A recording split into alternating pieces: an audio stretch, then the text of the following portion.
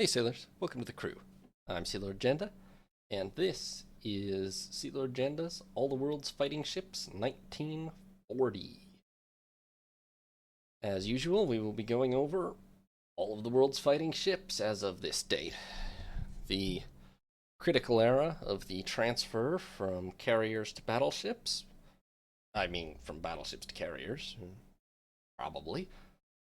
And also, in this game, about 10 years post the end of the naval treaty that limited ships to basically this size. Well, these are actual treaty ships, 25,000 tons and 12-inch guns. So, by this point, overall, the largest fleet, no, the smallest fleet in the world is Austria-Hungary at 500,000 tons, followed by Spain, and those two are much behind everyone else. Then we have, it's actually Russia, interestingly. Not quite sure what happened to them, except their budget's not very good. Well, but it's better than France's. Anyway, Russia. Sorry, I might have this cough for the next 3 months, I'm told, so I'm just going to deal with that. Russia, then Italy, then Great Britain, France, Japan, Germany, and finally the United States. At this point, the United States has literally almost double Great Britain's tonnage, which is absurd because their budget is really not even that much bigger than ours, but they're enormous. It was for a while, for most of the decade. Our budget has only really begun to recover lately. I don't know how France's fleet is so much bigger than ours, too, considering we literally just beat them in a war, but in any case, that's the situation. So let's take a look at destroyers first. Those are certainly swelling in number. There have got to be pretty much more than ever out there. The three leading powers have over 100 apiece now. Austria-Hungary presently has 49 destroyers, amounting to 77,000 tons. That's going to be in the form of a couple of 1,100-ton Tigers with 4 4-inch and 4 torpedo tubes from the 19s, and then a bunch of Leopards, which are also 1,100-tonners, but have 2 4-inch and are a knot slower, but have an extra 2 mines and also depth charge throwers. I don't know if that compromise was worth it, but that's what they did. Then they have Uhlans, which are 1,500 tons, 2 5-inch guns, and 9 torpedo tubes, followed by Pythons, which are 1,400 tonners with 2 5-inch guns, 6 torpedo tubes, and make a very impressive 34 knots. Then Lesinas, their first 1,500 tonners, 2 5-inch guns, 9 torpedo tubes in 3 triples, and 33 knots.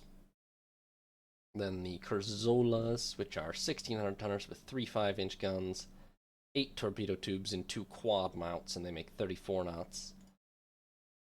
The Moldaus, which are pretty much identical, it looks like. And then more recently, they've begun building, well, they built a small run of the In class, which are named 2,400 tonners, 8 5-inch guns in 4 twin turrets. Although, can't really tell you where the 4th turret is, because I only count 1, 2, 3, but maybe there's one under the bridge somewhere or something. Dual purpose, and 8 torpedo tubes in what I think is 2 quad centerline mounts. And they make 36 knots, so those are formidable, but they only have 6 of them. And then they reverted for some reason lately to the T-41 class, which are 34 knots, 1,300 tons, 3 5-inch guns, and 2 quad torpedo tubes. So those are much less formidable, and that's what they're building now. Overall, the Austrian destroyer fleet kind of outdated. Mostly 1,500-ton and less ships. I would guess their average is probably... Actually, it's not that hard to do the math. Hold on. We could do this quite casually. Averages 1,577 tons, in fact, which is, although I would have to divide, it includes the building tonnage, right? So, oh wow, that changes that pretty drastically, actually. So it's below 1,500. Noted. Just below mine. And then the Spanish also have 49 destroyers, amounting to 75,600 tons, so that's slightly less. That would include a few 1,100-ton Suites from 1915, two 5-inch, 32 knots, two twin torpedo tubes, the 800-ton Almirante Valdez with two 4-inch and two twin torpedo tubes and only makes 30 knots. Why? I mean, why in 1940 did they still have that? Then a bunch of 1,100-ton Las Zagas, which are two 4-inch, 33 knots, two twin torpedo tubes. These are very, very dated against modern destroyers. The Escano, which is pretty much the same. Almirante Ferrandis, which has, it appears, triple torpedo tubes, but it is otherwise pretty much the same, and loses a lot of speed. The Almirante Antequeras, which have 1,400 tons, two 5-inch guns, two triple torpedo tubes, and 33 knots. Better, but also still very dated. The T-54s with two 4-inch, two quad tubes, I think. Also depth charge throwers. I mean, these are more modern, but still not very big and capable. T-58s, which are 1,700 tonners with four 5-inch guns and single turrets, 35 knots, two quad torpedo tubes. These are quite a lot better. I mean, they don't have the gun power of the latest, even bigger destroyers, but they're quite a lot better, I will say. And then they built a run of the T-60s, which are 2,000 tonners with three 6-inch guns and single turrets, four 4-inch dual purpose, also in single turrets. The broadside is basically three 6-inch, two 4-inch, which is just weird. 35 knot speed and two quad torpedo tubes. These are not bad, but kind of just suggest to me mostly that they don't have twin turret tech for destroyers yet, or didn't as of 1933. They then cut back to 1,300 tonners with six 4-inch, two quad torpedo tubes, and 33 knots, which are at least well balanced, I suppose. Then went back up to 1,800 tonners with four 4-inch, two quad torpedo tubes, and make 35 knots. Very fast and a decent torpedo armament, not much gunnery. Then they went back to the T-60 type outline with the T-82s. And then most recently you're building T-86s, which are more like the T-72s again. Except not fast, 33 knots. So I guess neither were the T-72s. My bad. Which ones made 35 knots? Oh, the T-60s. Oh, and then now they've gone back to the T-60 design again with the Sanchez Barquez de Guise. I mean, these are probably the nicer... Considering these are also faster, I suppose they are the nicer type, but which they'd better be for weighing 500 tons more, but I don't exactly love any of them, and their average tonnage comes in at about 1,450 tons, slightly less than Austria's. Not super impressive. I mean, I probably rate them over Austria. At least these have some gun power, and these have some gun power, but still. Right, so that takes us up to Russia. Russia has 77 destroyers, amounting to 128,000 tons in service, which is, of course, a huge step up. 50% more destroyers, and significantly more than 50% more tonnage. The oldest are still from 1915. They have one 1,100 tonner with two 4-inch guns and two triple torpedo tubes. No, it looks like three twin even. Only makes 31 knots. Then they have the Bezuprechny's, which have two 5-inch guns and three triple torpedo tubes, but only make 30 knots. But at least they've got three triple torpedo tubes. Then the Met Key Line, two 5-inch, two triple torpedo tubes, and added depth charge throwers, 31 knots. Better for submarine duties, not better for combat against other destroyers. The Lovkis, which are that, but 2 knots faster, which is obviously an upgrade at least. Then the Isolnetelnis, no, Ispolnatelnis, which are 2 knots slower again, but add the third triple torpedo tube back. Then the Bernie line, which has 3 4-inch guns, 2 triple torpedo tubes, and makes 33 knots. Plus all the depth charge throwers and mines and stuff you could want. Not a terrible standard 1,300-ton destroyer. Not that great for 1924 either, really. Pretty sure a lot of powers were starting to stick 5-inch guns on by then. Maybe I'm wrong. They stuck with that design for the whole of the 20s and then switched over to Gromkis in 1930, which have 3 5-inch guns, 2 quad torpedo tubes, and make 34 knots. Definitely an upgrade. Still not modern levels of firepower. And then they switched to Komoselets Ukraini, which 34 knots, 6 4-inch guns, and 3 twin. They must be twin turrets, but they really look like singles. Unless there's extra guns hidden somewhere in there, maybe they're singles. And finally, in 31, they started building Biditelnis, which have 8 5-inch guns and 4 twin turrets, 34 knot speed, 2 quadruple torpedo tubes. But these are actually pretty formidable in all regards. These are very nice destroyers. It's just the shame they only have 4 of them, before they then reverted to 1,700-tonners with the much larger Bizposhchadny class, 1,700 tons, 34 knots, 4 5-inch guns, and single turrets, and 2 quad torpedo tubes. It literally looks like they decided that to save the 300 tons, it was worth it to just cut from twin the single turrets. And I don't think it was worth it, because it halves their gun power against other destroyers in a fight. And potentially against light cruisers and such as well could make a big difference. They followed that with the identical Razumi class, which literally identical except for AA layout, it looks like.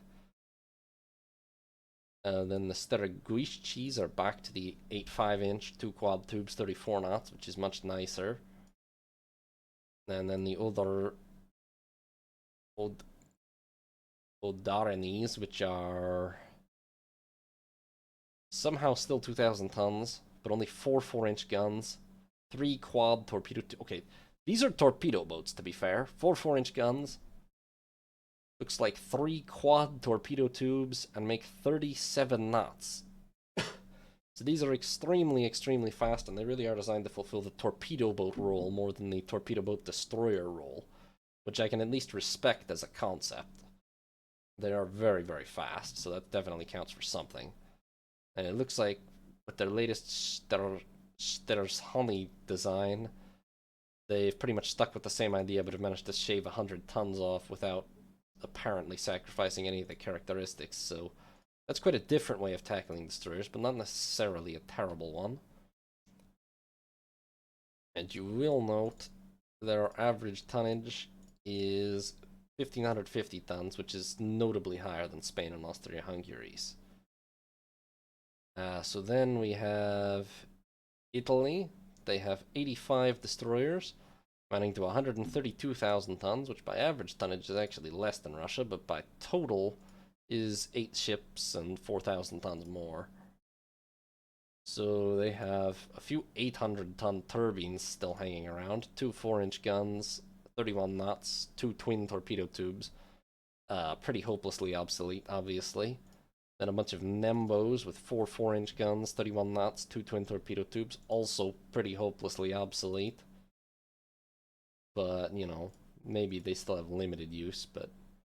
Then a bunch of Ostros, which 30 knots, 2 4-inch guns, and 2 twin torpedo tubes, also pretty hopelessly obsolete. I mean, a destroyer with, you know, 8 5-inch guns and 2 quad or 3 quad torpedo tubes is just going to be, and faster to boot, is going to be just hugely superior in every way. Probably worth 2 of these. And then the Stralis, 1,400 tons, 32 knots, 3 4-inch guns, and 2 triple torpedo tubes. Okay, big step forward in speed, gun armament, and torpedo armament, so quite a lot better, but still hardly, hardly up to modern standards, but quite a bit better. Their next step was the Pelata Bronzettis, which have 3 5-inch guns and 3 triple torpedo tubes, and now we're kind of getting somewhere.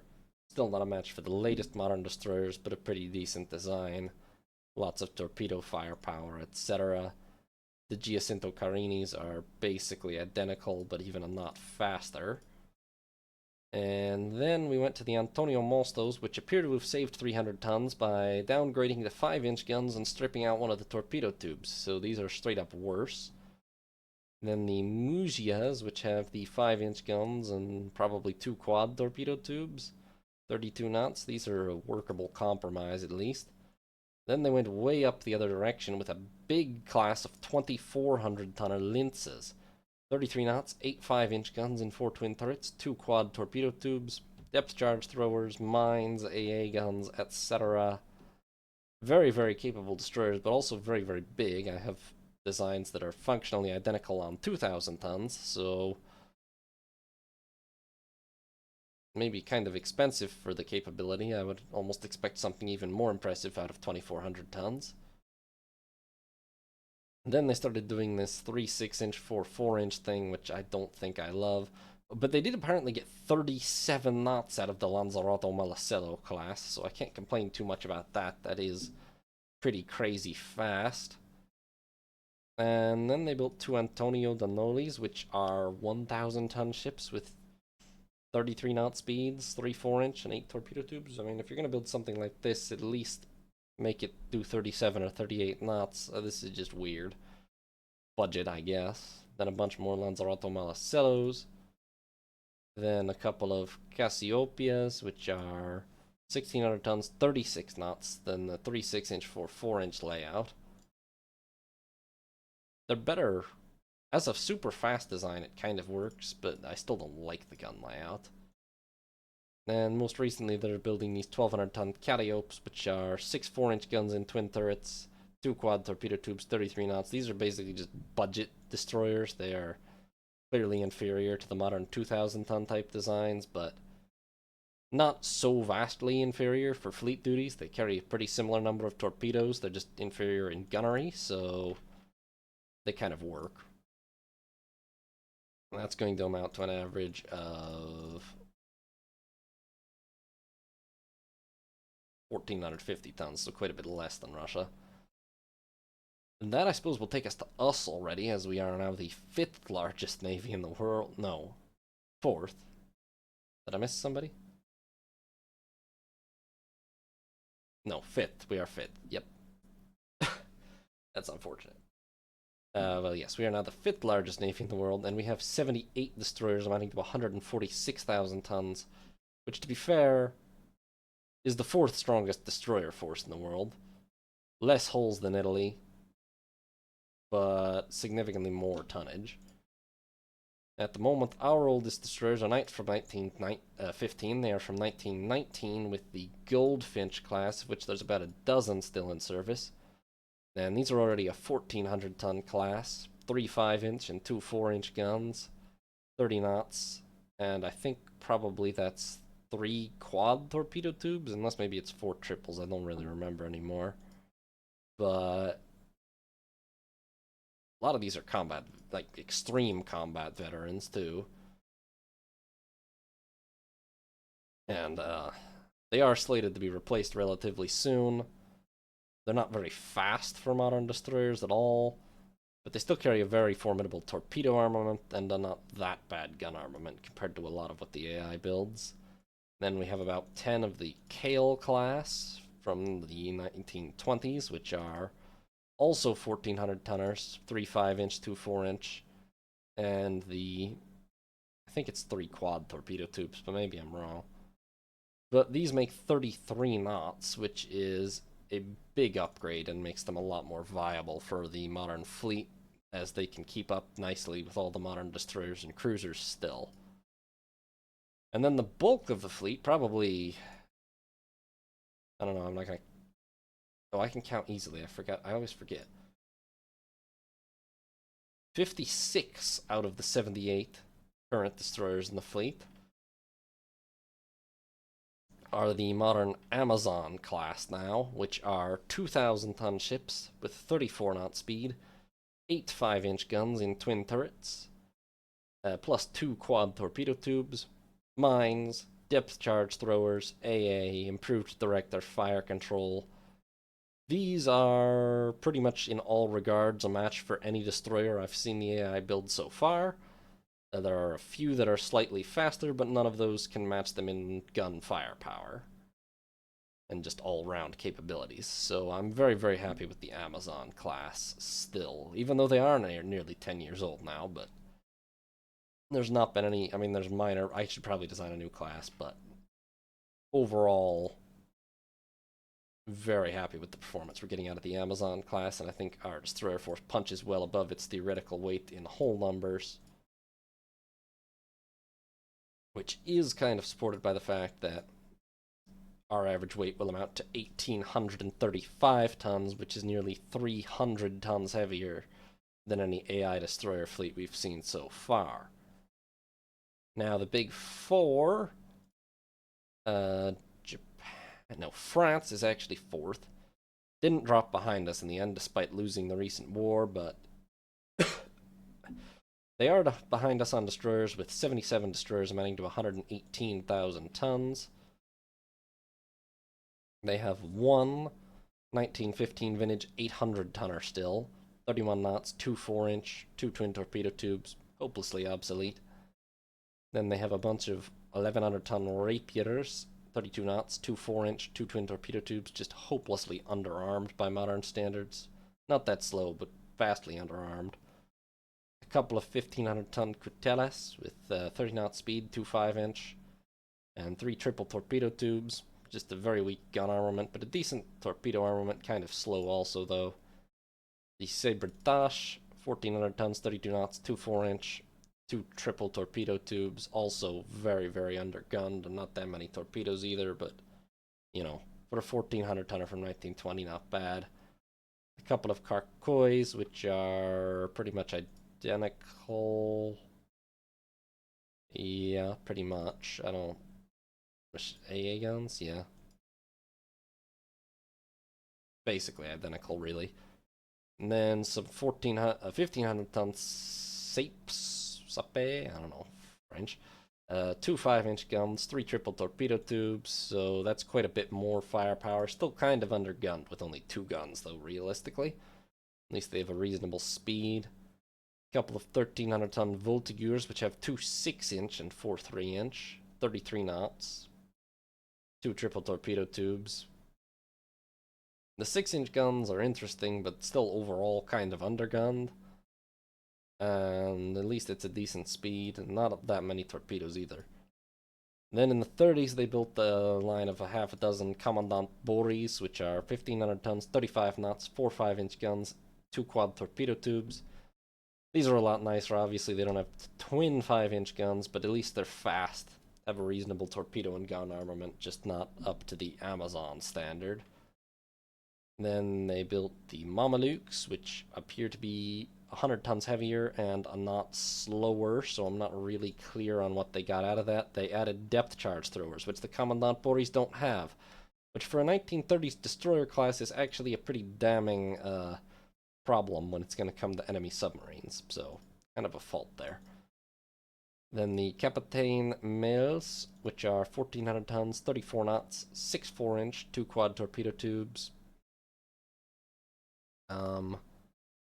Slightly better armament, I mean, maybe. Only arguably better, really. Similar torpedoes, similar speed, very similar in overall capabilities to the Mamelukes. Then they built the heavier 1800-ton Boucliers, 35 knots, 3 6-inch, 4 4-inch, 2 quad torpedo tubes. The AI likes this design. I don't think I like this design that much, but at least it's fast. They only built 3 of them anyway, before switching to the 2,000-ton Francis Garnier, which they had more of before they lost several in the recent war. These have 4 4-inch guns, make 37 knots, and have 12 torpedo tubes and 3 quad launchers. So these are basically torpedo boats, which I respect, but they also did not fare very well. I can say from actual practical experience that these did not fare well at all against British destroyers with 8 5-inch guns in the recent war. I think they would do well Obviously, if they got in close to enemy capital ships, then they're well suited to try. But if a good screen of destroyers intercepts them, this gun power is going to get them beaten up very badly by similarly sized destroyers. Then a couple of Frames with 3 4-inch guns, 32 knots, 2 quad launchers. I mean, it's a fair number of torpedoes and a fair speed on a small hull, but not very much gun armament, just mostly cheap, maybe fill in the numbers. A couple of Espingols, which have 5-inch guns, but are 33 knot speed, basically the same otherwise. And most recently, well, they've done a lot of building since the start of the war, really. These Mousquets, which are the same concept as the Francis Garniers. Actually, they're almost identical, except 100 tons lighter. Then the Commandant Rivières, which have 6 4-inch, 33 knots, 2 quad torpedo tubes. These are another of the budget type designs, but pretty nicely balanced, actually. Speed, torpedoes, even not that bad of firepower. I mean, for being 700 tons lighter than the Amazon, so only, what, 65% the size? Not that much worse at all. I don't think it costs 65% the budget, though. I bet this still costs 70 to 80% probably. And if it's 2 Amazons against 3 of these, I would bet on the Amazons in a gunfight. Then Mousquetons, which are the 6-inch and 4-inch design again. And then most recently, no, not most recently, still, good grief, they've really built a lot of destroyers since the outbreak of the war. The Lynxes, which are kind of the torpedo boat design, well, 4 5-inch dual purpose, 37 knots, 1700 tons, but only the 2 quad torpedo tubes. They're kind of sacrificing the purity of the torpedo boat design in order to be lighter while also stuffing more guns on, so it's kind of a budget compromise option. And then Tigres, which we don't know about, but 1700 tons, maybe they're similar to the Lynxes. And then Sokolovs, which are 1000 tons, 34 knots, 3 4-inch, 2 quad tubes. I mean, another decent budget option with, being only 1000 tons is impressive, but still hugely underarmed gun-wise. Then we have the big 3. Japan currently has, Francis fleet average size. 1450, which is like average to below average for the AI, but 400 tons less than us. Japan has 101 destroyers amounting to 160,000 tons, which puts them pretty clearly third in destroyers overall. They have the Namikazes from 1915. These have 33 knot speed, 2 4-inch, 2 twin tubes, terribly underarmed by modern standards. Definitely. Well, we've seen that equivalently sized modern ships can have 3 4-inch guns and 2 quad torpedo tubes, so obviously they are quite obsolete by comparison. They built a couple of Tachikazes, which have 5-inch guns but are a knot slower, otherwise the same. Then Oitas, which are pretty much the same idea again.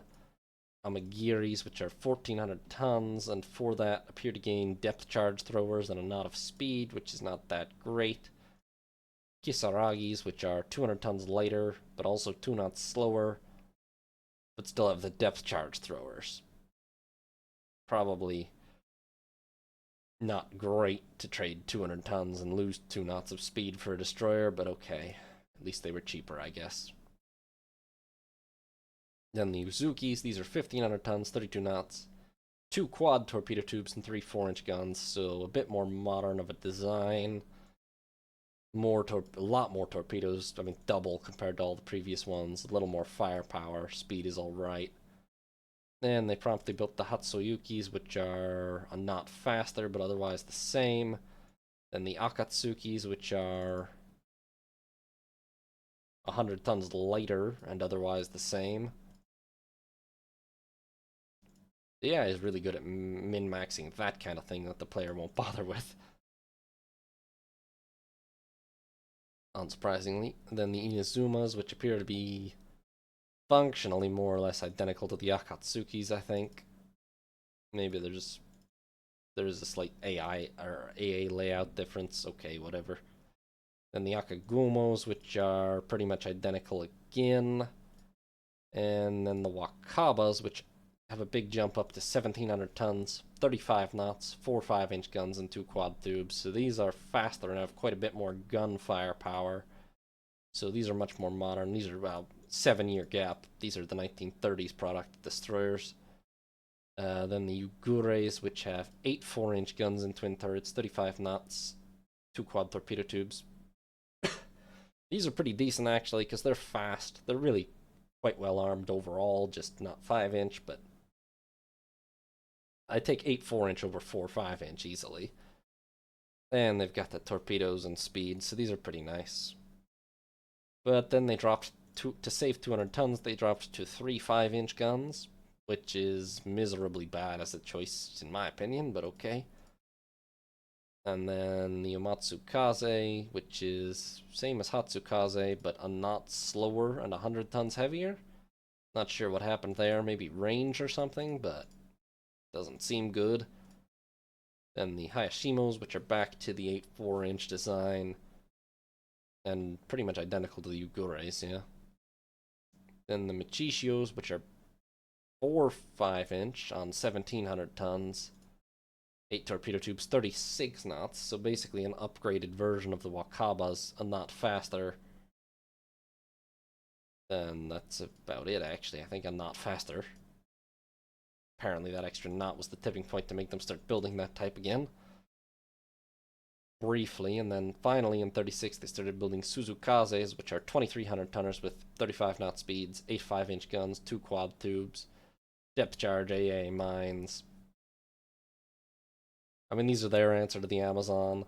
They're basically a knot faster and 300 tons heavier, which I'm not sure that's worth it from an economic point of view, but in the literal sense, this is better than an Amazon. It's just they only have about 10 of them, maybe.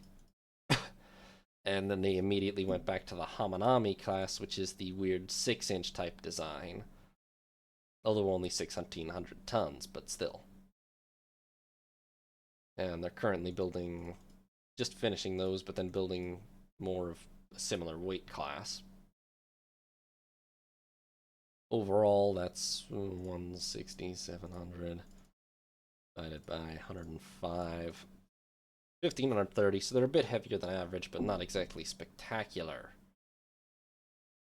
Then we have Germany. They are sitting at 118 destroyers, amounting to 223,000 tons, which is the heaviest force by weight by a fair margin.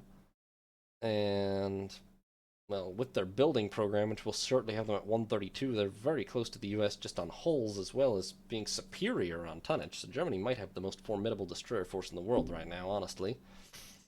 And their oldest destroyers notably are from 1920, with the 1,500 tonner V30 class, which at 31 knots, 3 5-inch guns, and 3 triple torpedo tubes are much better than most other people's oldest destroyers, to be honest.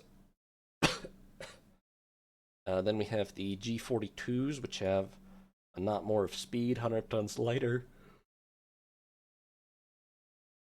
but switch to 4-inch guns and lose a set of tubes, so that's not that great. Then the S53s, which have also the 4-inch guns. Okay, these also have 4-inch guns and 2 triple tubes, and they're down to only 31 knots despite being 1,500 tons, so I'm not... I guess actually that makes them... Well, it makes them similar to these, except with a smaller gun caliber and less torpedo tubes, so I don't know what happened there exactly, but these are notably worse. Oh, adding depth charge throwers is what happened, I think. No, it's not. I really don't know then. Okay, well, they built a lot of those. They're still not that bad. Oh, wait. They built a few of those, and then they did revert back to the S54 design, which is 32 knots, 3 5-inch guns, 3 triple tubes, and these are just decent. For the time that they were built, they're pretty nice.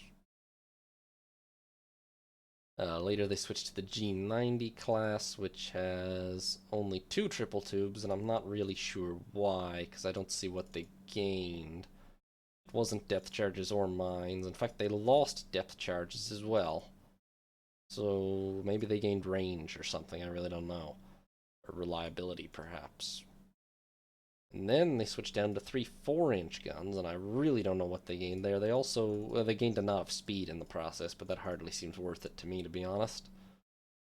Then they switched back to 3 5-inch and 32 knots, and then they switched over to 4 5-inch, 2 quad torpedo tubes, 34 knots with the 1700-ton design, which is obviously bigger and more expensive, but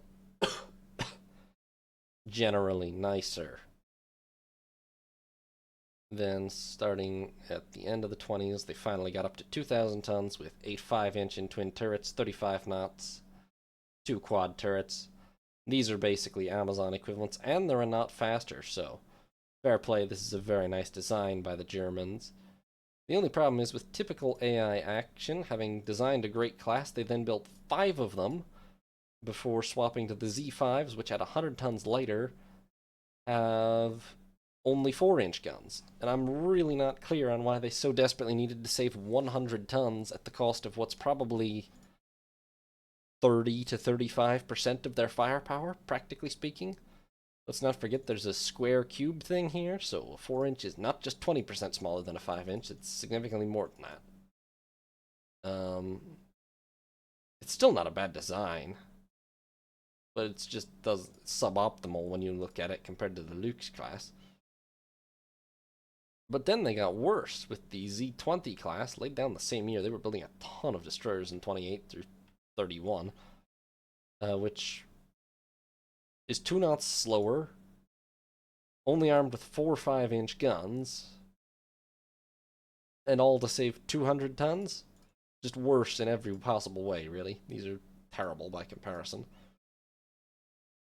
However, they then thankfully went back to the Z34s, which are the Amazon equivalents again. I don't know where they lost the knot from the Lukes, but otherwise these are almost identical to the Amazons and are just quite nice destroyers, and they actually built about 10 of them this time. Before then again, for some reason, reverting to 300-ton smaller ships that are a knot slower and have half the guns. But sure, why not? Then they went straight back to the 8 5-inch gun design with 35 knots again now. That's nice. And then the Z60s, which are the 6-inch and 4-inch crossover with 36 knot speeds. Okay, they're fast, but I still don't love that gun crossover design. And then they started building 1,300-ton budget ships, which make 35 knots, but only 3 5-inch guns. Don't love those at all. And then 1,700-ton, I guess we'll call these torpedo boats, 4 5-inch guns, 37 knots, 2 quad torpedo tubes. I like the torpedo boat design that actually has 12 torpedo tubes better. Feels more impactful that way. And they did finally start building that very lately with 2 Z93s, which are 37 knots, 4 4-inch, and 12 torpedo tubes. But only 2 of them, and then they gave up. And they haven't built any destroyers for about 4 years, but they're building a bunch more now. Mostly 2,000 and 1,900 tonners, but also some budget 1,100 tonners, which are probably going to be terrible. That being said, overall, first of all, we're looking at 223,000 tons of ships in the form of 132 hulls, which amounts to nearly 1,700 average. Germany's destroyer force is quite formidable, I would have to say, yeah. Overall, I'm impressed. Now, the largest naval power in the world, somewhat inevitably, is now the USA. They have the most destroyer hulls at 128, plus 7 building, albeit not the most tonnage at 200,000 tons of destroyers. Significantly less than Germany. Their oldest designs are from 1915, with the hulls of 800 tons, 2 4-inch, 29 knots, 2 twin torpedo tubes. These are hopelessly outdated. And then they have a few 1,100 tonners that make 32 knots, 2 4-inch, 2 triple torpedo tubes. Those are better, but still still very bad, to be honest. I mean, still very obsolete. And the same with the Flusers, which have, okay, 2 5-inch guns, but that's really not significant enough to make much difference compared to a modern design. The Warringtons, 3 4-inch, 2 triple torpedo tubes, 32 knots. These are not bad for the time, but they're pretty obsolete now. The Beals, not slower and otherwise identical, so that's just worse. The Benhams, 3 5-inch, 32 knots, and 2 quad torpedo tubes plus depth charge throwers now. No, I guess the Beals already had those. Yeah, they had those for a while. But so the Benhams, not so bad. More firepower, more torpedo tubes. These are pretty respectable for their time, yeah. They just don't have twin turrets yet, but otherwise not bad. And then the McDougals, which have 3 triple torpedo tubes, are otherwise pretty identical. Parkers, which appear to be a knot faster than the McDougals, but otherwise identical. Then the Allens, well, these are a budget design with 3 4-inch, 2 triple tubes, and 33 knots. They are fast at least, but otherwise kind of underarmed. Caldwells, they managed to get 6 4-inch and twin turrets onto here with 34 knot speeds and 2 quad torpedo tubes, so these are actually quite nice for the time. A little outdated now, but quite nice for the time, but they only built 2 of them, of course. Before switching to the Davis class, which 3 5-inch, 2 quad tubes, 34 knots, 1,600 tons. Also not that bad for the time, but I would rather have a Caldwell. And then they built a couple of really big Amazon likes, the Connors, 8 5-inch, 35 knots, 2 quad tubes. Yeah, these are quite nice and modern all the way around. The only problem is they built exactly 2 before reverting to building Davises. Oh, and then they built 2 more Connors. But then went for the Hazelwood design with 35 knots, 8 4-inch, and 2 quad tubes. This is not that much worse, but also literally has the same tonnage as a Connor, so I'm not even clear on what they got out of it. Like, what did they gain from dropping the guns to 4-inch? Nothing at all, as far as I can. They gained that they're dual-purpose guns, but that's not worth it, in my opinion, to be honest. Then they dropped 300 tons for the Dent class, which does appear to be identical, so at least they gained something out of that. 300 tons. Cheaper. Then the Waters class weigh 100 tons more and are seemingly identical. I assume that means the Dents must be short-ranged or cramped or something, and the Waters aren't, but still. Then they... Did I see Calhoun before? No, I guess not. Then they swapped to the Calhoun class, which at 1,900 tons and 35 knots have 3 quad torpedo tubes, but only 4 4-inch guns. I wouldn't exactly call them fast enough to qualify for torpedo boat designation, but that's pretty much what they've got to be, because they don't have any guns and they have a lot of torpedo tubes. They're still pretty fast, they just seem a little suboptimal. These torpedo boats. Then the Perrys, which have 4 5-inch, 36 knots, 2 quad tubes. Well, this is closer to being a proper torpedo boat, except now you took the torpedoes off. So, what are you doing? Then the Striblings, which are the 6-inch and 4-inch design. Still don't love it, but okay. The 6-inch guns will hit hard, but there's not very many of them. Then the Gregories, which are the same, but are not faster still, and they built a ton of them, to be fair. I would rather have my 8 5-inch guns. I think it's more effective broadside, but maybe I'm wrong. I just kind of hate the look or layout or concept of this, basically.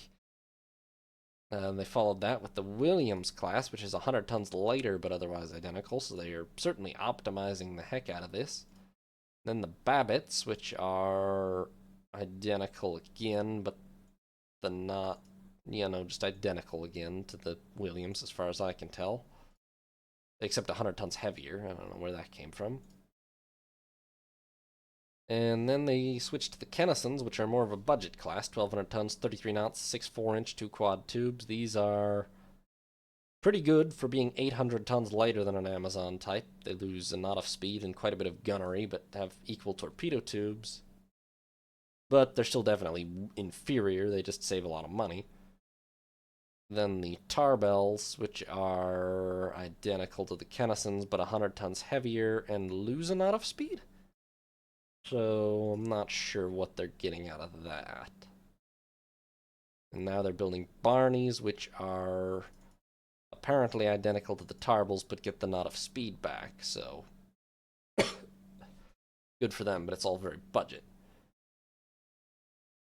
And yes, you will notice compared to the Germans, the US average is sitting at more like 1,485 tons, which is much more typical for the AI. The Germans, 200 tons heavier than them, and I'm even, what, 200 tons heavier than the Germans, or 150 tons heavier, 150 tons heavier. So, not bad. Alright. Next up will be light cruisers. So, light cruisers. The Austro-Hungarians actually have 10 of them, amounting to 83,000 tons, in the form of 3 Jupiters from the early 20s. These are 7,400 tons, 31 knots, 9 6-inch guns and 3 triple turrets, 8 4-inch and a 2-inch belt, 31 knot speed. This was from the early 20s? Huh. These are superb ships for how old they apparently are. A very modern armament, a very good speed, perfectly normal armor. For being almost 20 years old, I'm very, very impressed with the Jupiters. They don't really look like an interwar design at all. Then they have the one-off Arethusa, which...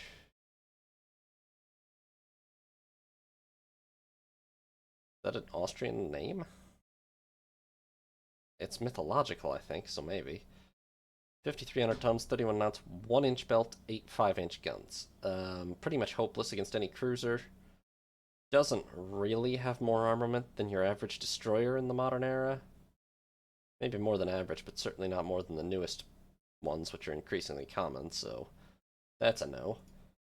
Then 2 Chameleons, 8,000 tons, 32 knots, 8 6-inch guns, and 4 twin turrets, 8 4-inch and a 2-inch belt. I mean, very similar to the Jupiters, but extra torpedo tubes as well. Technically 1 less gun barrel, but an extra redundant turret as well. Little faster, more torpedo tubes, not bad at all. Then the Artemisias are the most modern ships from just a year ago, and these are 9,900 tons, make 31 knots, and have 16 6-inch turrets in what appears to be 4 triple. No. It's just 8 twin turrets, with 6 of them centerline and 2 of them wing. Which is stupid weird, actually. Why would they not just have 4 triple and 2 twin? There's no way the wing turrets are more weight efficient. And 3-inch belt. I mean, this has a lot of firepower with an effective broadside of 14 6-inch guns and 6 torpedo tubes. However, it's also a little bit ridiculous, and I don't know that I can recommend it. However, it's very powerful, though, for sure, yes. I don't know about that, Austria.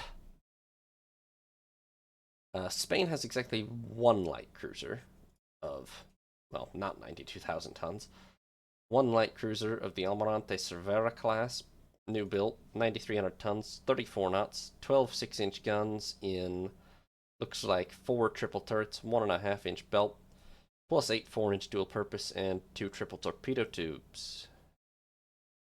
These are quite nice. They're fast, well armed, kind of minimally armored, but very fast, helps make up for it. Some torpedo tubes. These are, yeah, quite nice, modern, good light cruisers all around. Now they only have 1, but they do appear to be building a lot more. It's more than 6. 3, 4, 5, 6, 7. 7 of them under construction, plus 2 Valladolids. They must not actually have the budget for all that, but given it says there's 6 underway, but they'll have them eventually. And that will be a huge upgrade to their light cruiser force. As it stands, however, they have 1 ship, which is absolutely pathetic, to be fair, so at the moment, as of 1940, it's not too great. Russia has 12 light cruisers for 75,000 tons. One of them is the 5,400-ton Novik, which is a 1920 ship with 8 5-inch guns in, looks like 2 center line plus 3 to his side. Yeah, this is an archaic piece of garbage. I have no further comment. Then 2 Greedents from the early 20s, 5,100 tons, 30 knots, 5 6-inch guns, with, it appears, 3 of them center line, and a 1.5-inch belt, plus 2 twin torpedo tubes. Hideously underarmed by modern standards, slow by modern standards. Maybe was kind of alright in 1922, is very, very bad now. Then 5 Pomiat Mercurias, 6,100 tons, 31 knots, 6 6-inch guns in 3 twin turrets, 8 3-inch and a 2-inch belt. This is just odd. I mean, they clearly had twin turrets on light cruisers, so I have no idea why they settled for only 6 guns. I assume it was just budget, but I'm going to go ahead and say this ship's just weirdly underarmed. Speed and armor are alright, but not spectacular either. Then 3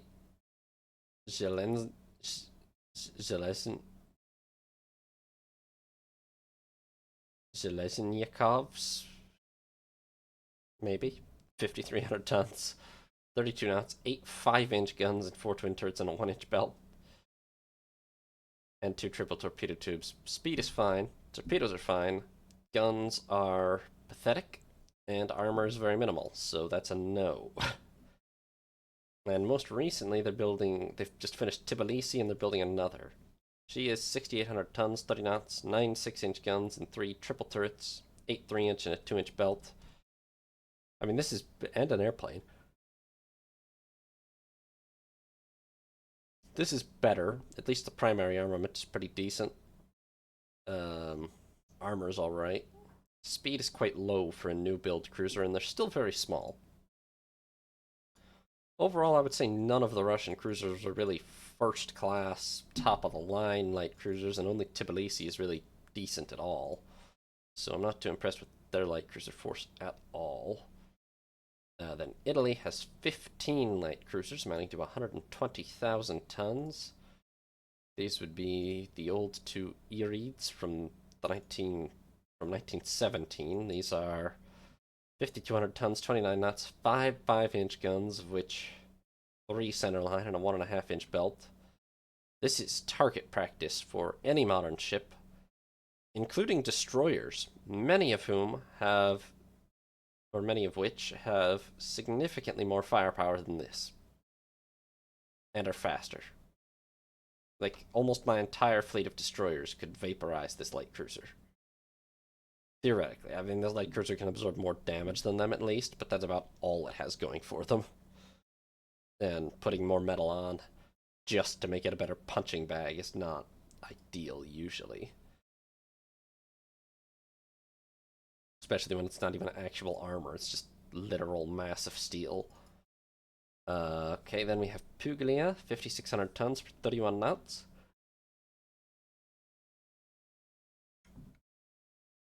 Six 5-inch guns with 4 centerline and 2 wing and a 1.5-inch belt. Also a just pathetic armament. Even if they're technically better than the Irids, they're very bad.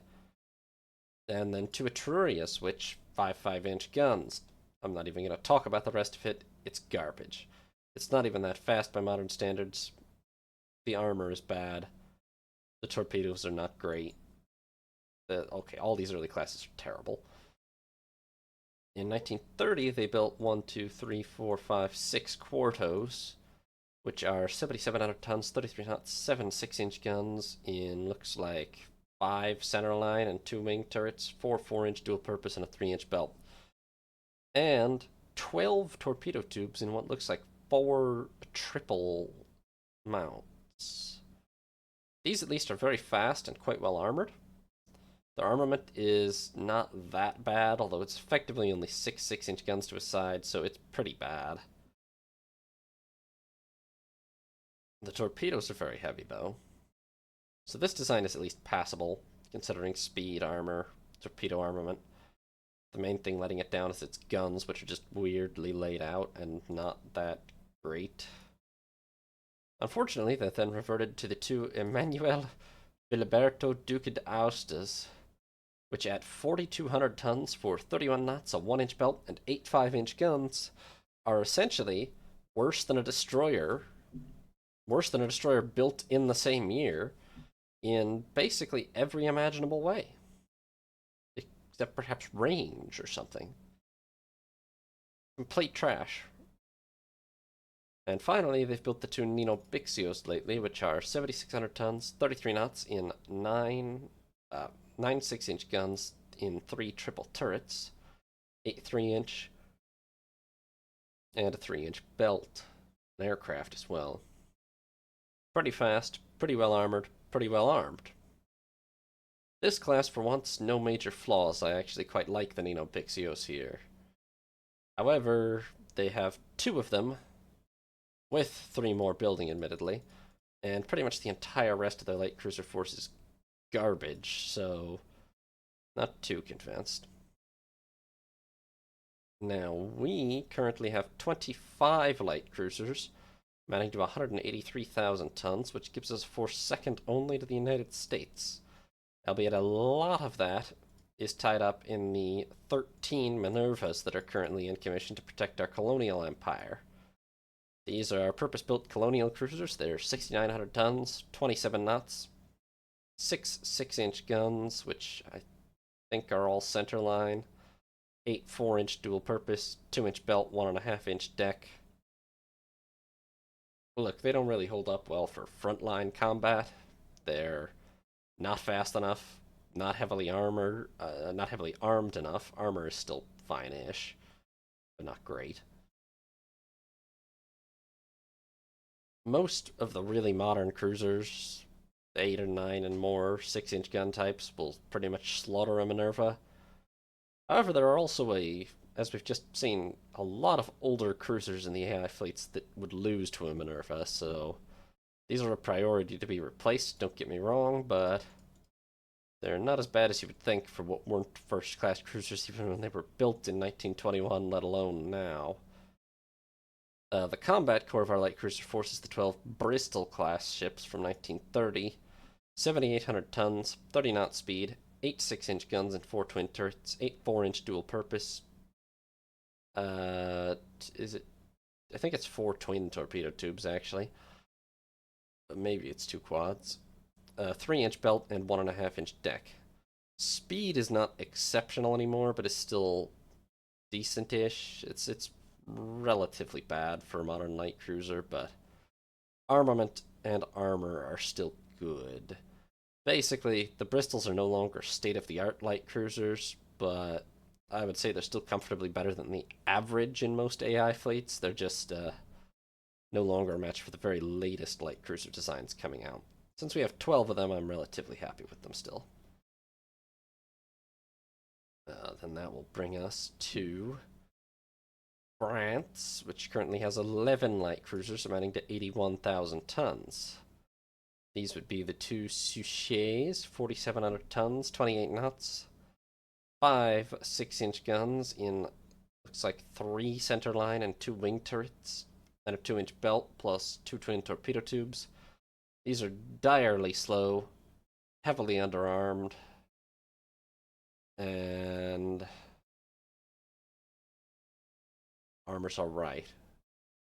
I mean, ton for ton, they're pretty competitive with the likes of, like, my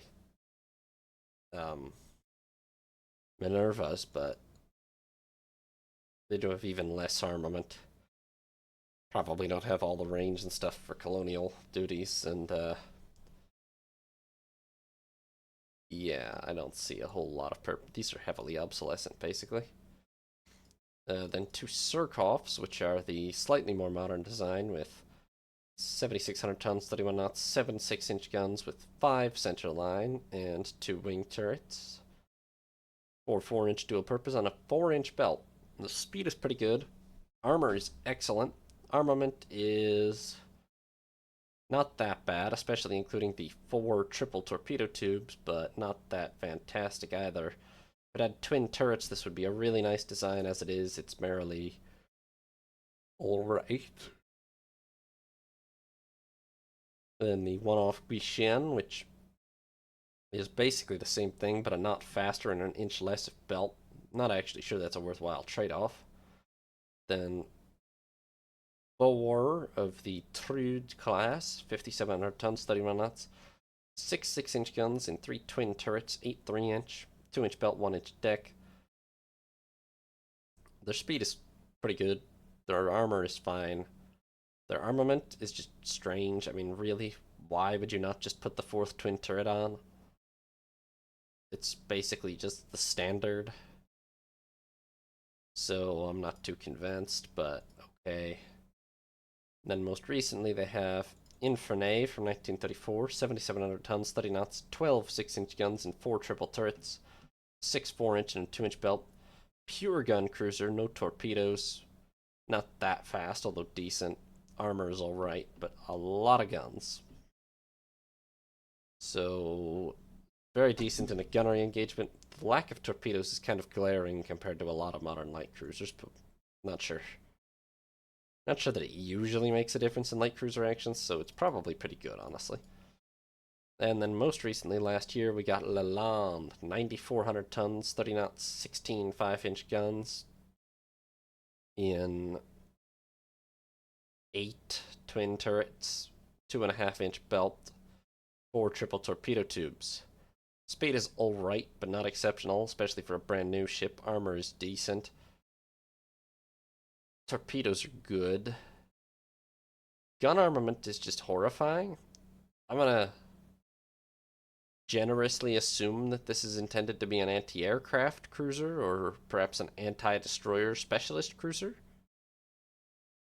But the fact of the matter is this will be shredded by a light cruiser with actual 6-inch guns that stays at range and just pounds it, you know? I'm not convinced by using an all 5-inch gun main armament on a cruiser. Although at least it has a lot of them, but still. Not too sure about that. Then we have Japan, which has 12 light cruisers in service. These would be Suma from 1932, 7,400 tons, 32 knots, 9 6-inch guns and 3 triple turrets, 8 4-inch dual purpose, 2 triple torpedo tubes, and a 2.5-inch belt. Fast, well armed, pretty well armored. This is actually a very nice cruiser, especially coming from 1932 to be fair, so all of their cruisers are pretty modern. That kind of explains it in part. This is quite a nice cruiser. I have no real criticisms of the Suma. Then they have 2 Hashidates, which are not slower, but 8,200 tons, 12 6-inch guns and 4 triple turrets, 6 4-inch dual purpose, and a 2.5-inch belt. Speed is still pretty good. Armor is still pretty good. Armament is essentially heavier, so I can't exactly complain, except no torpedo tubes. Did Suma have? Suma did. So the lack of torpedo tubes is a little glaring, but it's still quite a lot of gunfire power, so not terrible. Then they have 4 Matsushimas from 1937, 9,700 tons, 31 knots, 15 6-inch guns and 5 triple turrets, 16 4-inch dual purpose, and a 1.5-inch belt, plus 4 triple torpedo tubes. A little under-armored, speed not spectacular, but good, very good. And a really impressive armament in guns and torpedoes. These are really, really formidable ships in my eyes. Although it would be better if they had just a little bit more armor. Unfortunately, they followed that with 5 Tenirus, which are 7,300 tons, 32 knots, and 16 5-inch guns in 8 twin turrets with 6 centerline and 2 wing turrets plus a 1.5-inch belt and 2 triple torpedo tubes. Look, fast is great. Armor is not. Torpedoes not exceptional. Gun armament just weird, and I really don't think good either. I would probably rather have a 9 6-inch gun broadside than a 14 5-inch gun broadside. I'm not sure if the weight of metal actually works out, but it just seems nicer to me. And then Certainly, I'd rather have 12 6-inch guns, which I'm sure is doable on a similar tonnage.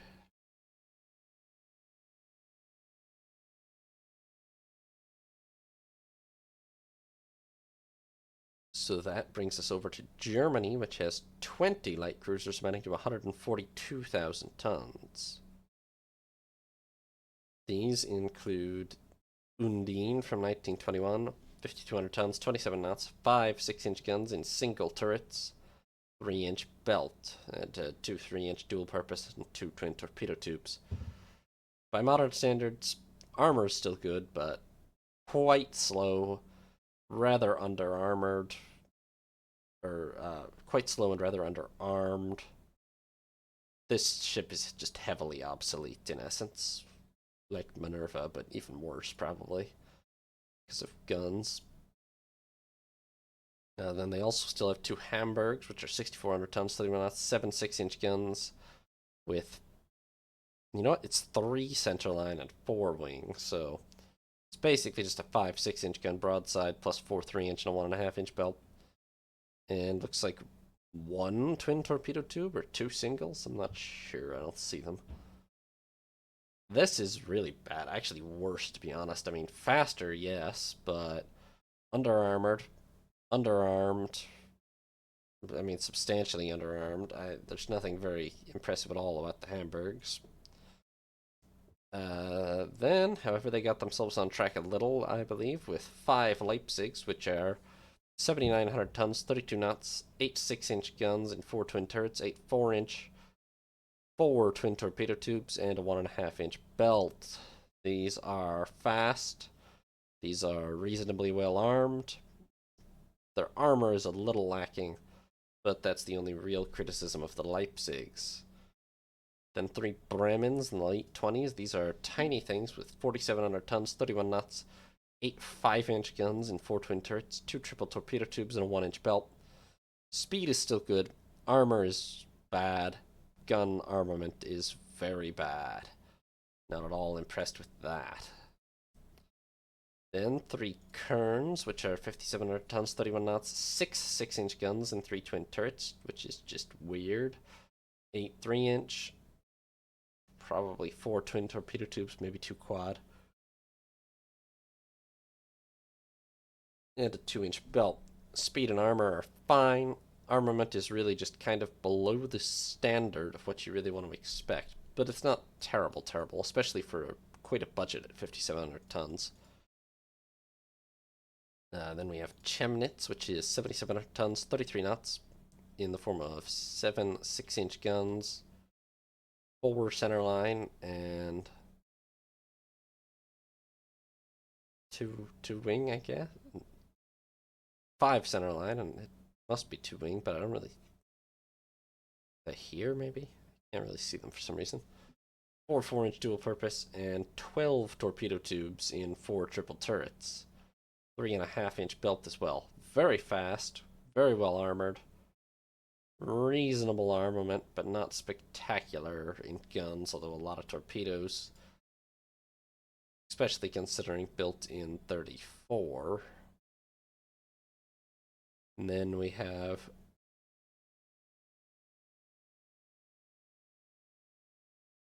lastly the 6 Magdeburg class from just the last couple of years.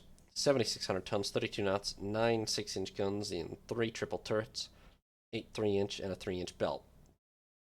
Fast, well armored, well armed, nicely balanced all the way around. The Magdeburgs look like pretty excellent cruisers to me. Finally, we will come to the United States, which has 29 light cruisers amounting to 211,000 tons, the largest force in the world of light cruisers. They have 3 Toussaints, which probably all saw service in our war with the USA, yep. These are 5,100 tons, 27 knots, 5 6-inch guns in single centerline turrets. I think all 5, yes, all 5 are centerline. That's 3 here, 1, 2, 3. 2 3-inch dual purpose, 2 twin torpedo tubes, and maybe it's 4 single even, I can't tell. And a 3-inch belt. The speed of these at this point is pretty geriatric. The armament is inadequate. The armor is still good, but these are very obsolescent. Then 4 Rhinos from 21. These are 5,200 tons, 29 knots. 5 6-inch guns in 3 single and 2 wing turrets, 2 twin torpedo tubes, 1.5-inch belt. These are abysmal. Their speed is not good. Their armor is not good. Their armament is basically 4 6-inch guns for broadside, which is just very bad. Not impressed at all with those. Then 3 Daytons from 22 to 24. These are 5,400 tons, 28 knots, 8 6-inch guns in 2 center and 3 wing turrets. 4 twin torpedo tubes and a 1-inch belt. Slow, armored, and effectively underarmed because the real broadside is only 5 6-inch guns to a side, which is definitely not adequate, so these are also very obsolescent. Then 2 Birminghams from the same time, 7,400 tons, 33 knots, 7 6-inch guns, 5 single centerline, and 2 double. No. 5 centerline and 2 wing, sorry, no doubles. And a 2-inch belt. Plus 4 triple torpedo tubes. So fast, a lot of torpedoes, decent armor.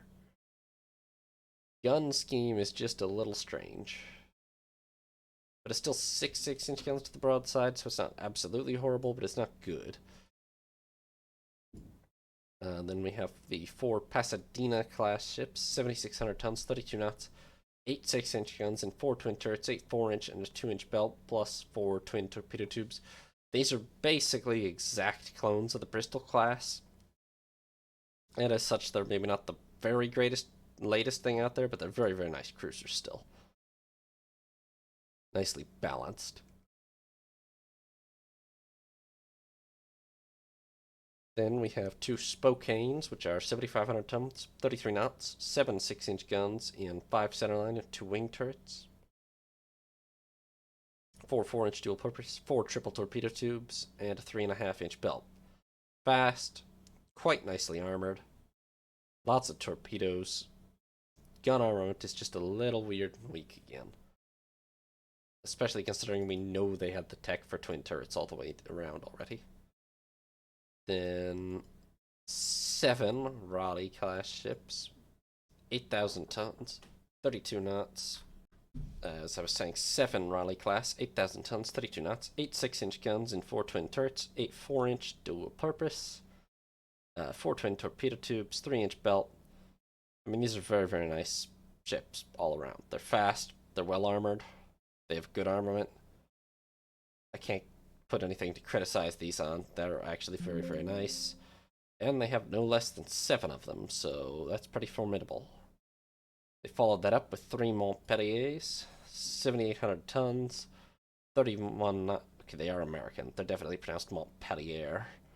7,800 tons, 31 knots, 12 6-inch guns in 4 triple turrets, 6 4-inch dual purpose, and a 3-inch belt. These are also pretty fast, pretty well armored. In fact, they've basically traded a knot for an extra triple 6-inch turret, or to make all the 6-inch turrets triples, which is probably a pretty decent trade-off and gives them a lot of gunfire. Oh, they've lost all the torpedoes too, though. So I'm not too convinced by that, actually. I don't know. The Montpelliers have an extra 4 gun barrels, which is 50% more. I mean, that's a lot, but they lose all the torpedoes and a knot of speed to do it. I'm not totally convinced that's worth it, but these are very formidable in their own right.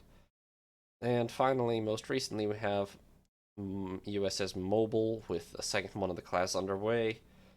These are 9,600 tons, 29 knots, 12 6-inch guns in 4 triple turrets, 14 4-inch dual purpose. Are these 2 triple torpedo tubes and a 3-inch belt. Gun armament is still good. It has torpedoes again and a heavy secondary armament, but an armor is good as well. The elephant in the room is the speed, which is Not very good at all for a brand new 1940 or 37 light cruiser. So, very formidable in combat. Not too sure about the speed, though. And so that will bring us to heavy cruisers. Heavy cruisers. The Austro-Hungarians have 9 heavy cruisers amounting to 183,000 tons, which is not bad, actually, compared to what everybody else has. At first glance, anyway. Albeit they don't have a whole lot of any larger ships, but, right, so the oldest is Marburg from 1924, 14,100 tons, 32 knots, 7 8-inch guns in what appears to be 2 twin and 1 triple turret, 14 5-inch, 8 4-inch, 4-inch belt. It's not really that great. The armor is unexceptional, if alright. It's not great, really, is it? How much? Yeah, I suppose it's about average. The armor is unexceptional. The speed is good. The armament is pretty weak for a heavy cruiser in this world, especially one that displaces 14,000 tons. Even my heavy cruisers that displace less than that have better than 7 8-inch guns. So, yeah. Then they have 2 Skiddens, which are 15,000 tons, 29 knots, 7 10-inch guns in the same 2 twin and 1 triple layout, 14 5-inch, 6 4-inch, 2 triple torpedo tubes above water, and a 5-inch belt. These are a little slow for modern heavy cruisers, but acceptable. Pretty well armored. 10-inch guns are very heavy firepower, but on the other hand, only 7 of them, and in a weird 3-turret layout. Still, I would say this is quite a lot more powerful. I mean, these will hit very hard, at least, if nothing else. So definitely could be worse. They then built 4 Minervas, which at 10,300 tons, 31 knots, 8 8-inch guns and 4 twin turrets, 16 4-inch and a 4-inch belt. In our world, this is a perfectly average heavy cruiser. Pretty fast, acceptable armor, normal armament.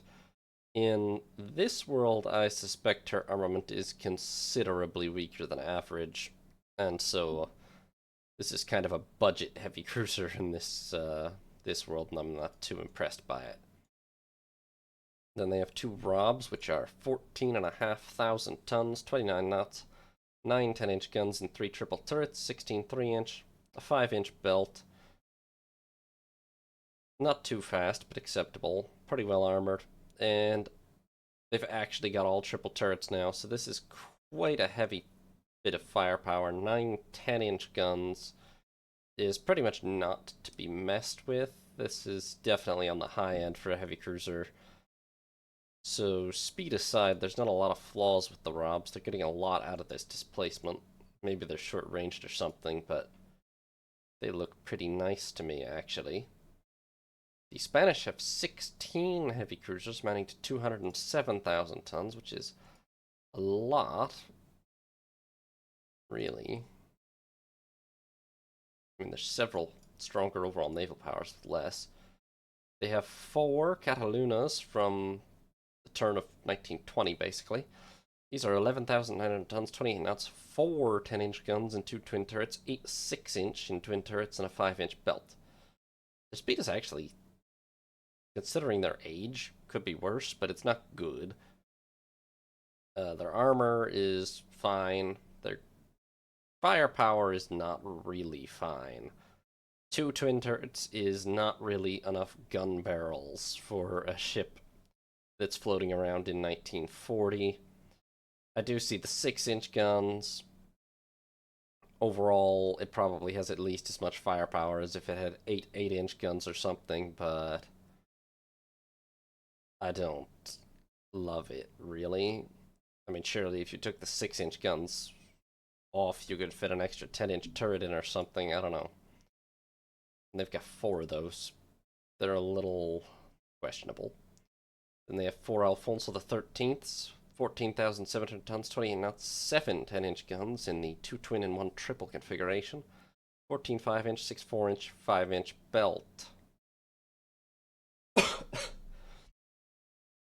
I just really question why more of these aren't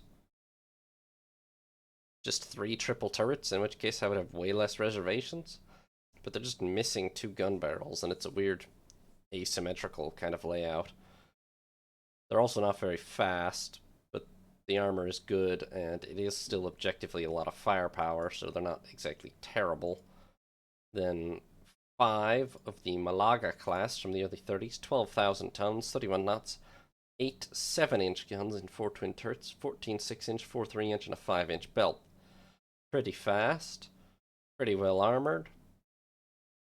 Quite a bit of firepower objectively with the 14 6-inch guns as well, but no real big hitters in terms of guns, just 7-inch and 6-inch, which will make this very effective against light cruisers, maybe alright against destroyers, although most of those guns are really too big for anti-destroyer duties, so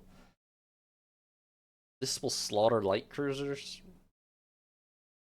I'm not too convinced against a heavy cruiser with like 8 to 10-inch guns, despite the proliferation of 6-inch. But they might be more effective than I think, honestly. Then the one-off Pontevedra, 14,100 tons, 31 knots, 12 8-inch guns in 4 triple turrets, 16 5-inch, dual purpose, 4.5-inch belt, fast, acceptable armor, pretty well armed overall, primaries and secondaries. I rather like the Pontevedra, actually. I mean, bigger gun calibers are clearly pretty common on heavy cruisers in this timeline, but 12 8-inch is a pretty good amount of firepower still. And then they've got the 2 Janes, 13,600 tons, 32 knots, 8 8-inch and 4 twin turrets, 12 4-inch and a 4-inch belt. For displacing barely less than the Pontevedra, I'm not that impressed. I mean, it's fast, quite fast. Armor is alright, but not great. Firepower is pretty mediocre for a heavy cruiser in this world. 2 triple torpedo tubes as well, but still. These are alright, but they're not really standing out. They're just fast, mostly. We then have Russia with 19 heavy cruisers amounting to 290,000 tons in service. This is easily the most out of anyone, and the heavy cruisers pretty much form the core of the Russian fleet at the moment. They do have much more heavy cruiser tonnage than they have any capital ship tonnage. We have 2 Ochakovs from the late 20s, which means they're all fairly modern as well. 2 Ochakovs from the late 20s. These are 10,900 tons, 30 knots, 8 8-inch guns and 4 twin turrets, 16 4-inch, 3.5-inch belt, 1.5-inch deck. You know, still pretty fast. Armor is kind of weak, but armament is acceptable, if not spectacular, so I would call this a lower-end heavy cruiser, but a perfectly acceptable heavy cruiser nonetheless. Then we have 4 Vladivostoks, built shortly after that, 13,700 tons, 32 knots, 12 8-inch guns and 4 triple turrets, 12 4-inch and a 4-inch belt. These are fast, acceptably armored, and pretty nicely armed. So these are also pretty nice heavy cruisers in my eyes. Obviously, there are bigger calibers around, but not bad.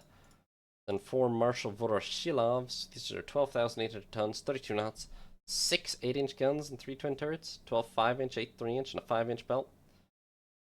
Okay, I don't know why they would do this, but they've ruined everything.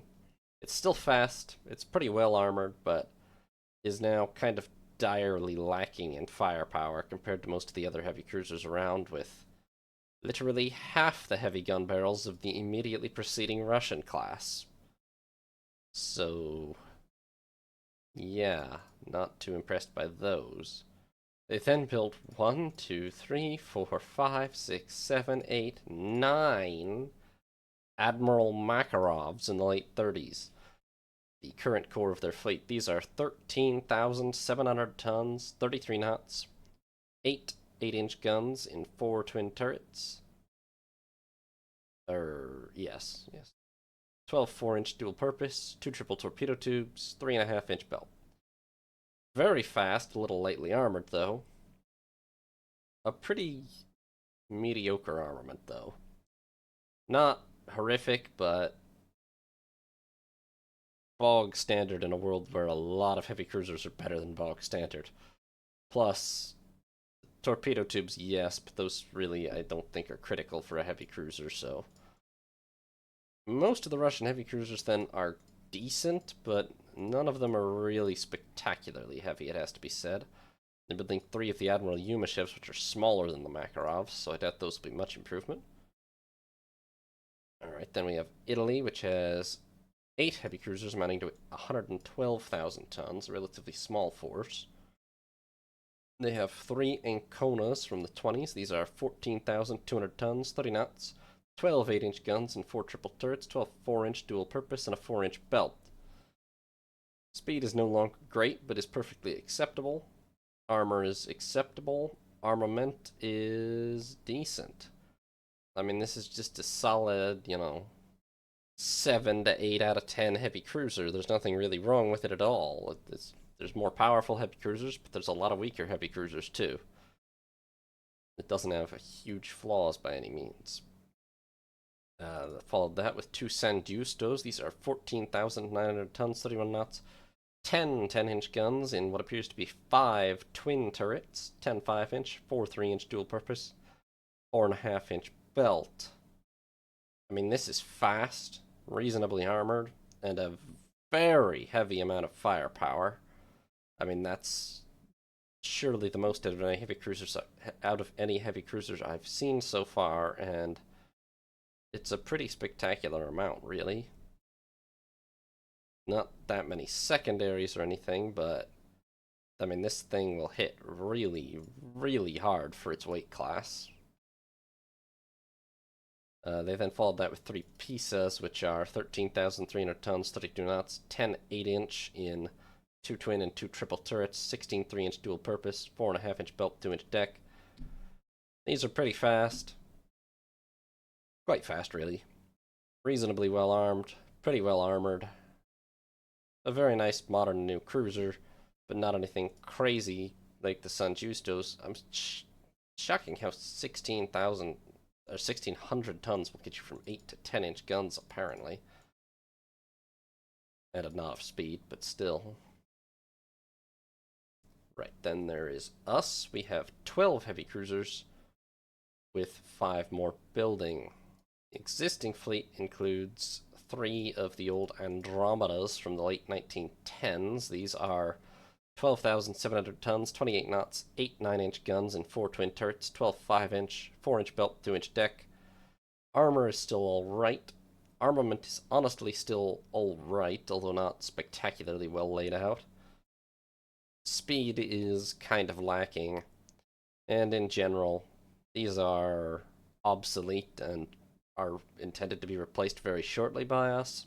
However, they're also not that terrible still. Speed is the main area they're lacking compared to modern heavy cruisers. Those are followed by the 2 Creases that have survived. 12,400 tons, 27 knots, 8 9-inch, 16 in 4 twin turrets, 16 5-inch, 4-inch belt, 2-inch deck. Very similar class. And at this point, similar speed. Well, slightly slower even, right? Yes, but they're both have lost several knots at this point in their lifespan. Apparently 26 is what most of them are actually going to get, so yeah. Armament is still fine and armor is still fine. These are just a little bit slower still. The more recent ships are the 7 Suffolks, which are 14,300 tons, 30 knots, 10 9-inch guns, and 2 twin and 2 triple turrets, 16 5-inch, 4-inch belt, 2-inch deck.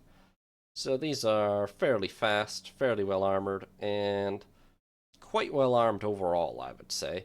There are a few ships with 10-inch guns out there that will beat these, but against all the 8-inch and less armed ships, these will almost certainly win pretty much every time. Overall, I'm pretty happy with the Suffolks. They're not the fastest ships out there, nor the best armored, nor the best armed, taking each category individually, but I think they're reasonably well balanced. If anything, their armor's potentially lacking, but at least the deck is pretty solid, and some of the AI designs might not be. We will be following those with 5 Cumberlands due in the next year to replace the Andromedas and Creases. These are 15,200 tons, 32 knots, 10 9-inch guns, and 2 twin and 2 triple turrets, 16 5-inch dual purpose, 4-inch belt, 2-inch deck. These have the same armament, obviously, but they are, and the same armor for that matter. They are mostly faster and have the modern dual purpose armament. Plus heavier AA, better radar, and other minor improvements. For sure, the extra speed is the biggest thing, plus the dual-purpose secondaries, which could be refitted onto the Suffolks and probably will be. But so all of our heavy cruisers are pretty decent, I think, with the exception perhaps of some of these that are due to be replaced shortly. Then we have France. France has 8 heavy cruisers amounting to 106,000 tons. These would be the one-off La Touche Trouville from 1918, 15,500 tons, 29 knots, 8 9-inch guns, and 4 twin turrets, 3 of them forward for some reason, 10 6-inch, 12 4-inch, and a 5-inch belt. Very big heavy cruiser, actually. Not fast by modern standards, but not horrific. Well armored. Pretty well armed, too. Obviously, the 10 6-inch guns are a very heavy secondary battery for a cruiser. And the 8 9-inch is not bad at all either. However, in a long-range engagement with another heavy cruiser, the 10 6-inch are not going to be that helpful. They're better against light cruisers and destroyers and such, so I'm not saying it's a bad use of the tonnage necessarily, but it is a big ship for sure. I mean, bigger even than my brand new Cumberlands. So I'm really not sure how effective those secondaries are in combat against other cruisers. That's part of my hesitance to judge this definitively. But it's a pretty powerful heavy cruiser still, really. It's not bad. Then they have 3 Desays, which are 13,000 tons, 32 knots, 6 8-inch guns, and 3 twin turrets, 12 5-inch, 6 3-inch, and a 4-inch belt. That is a good, very fast, acceptable armor, pretty much unacceptable firepower. 6 8-inch turrets is just not really going to cut it when your last class had 8 9-inch guns, for instance. So, not too impressed by the Desays.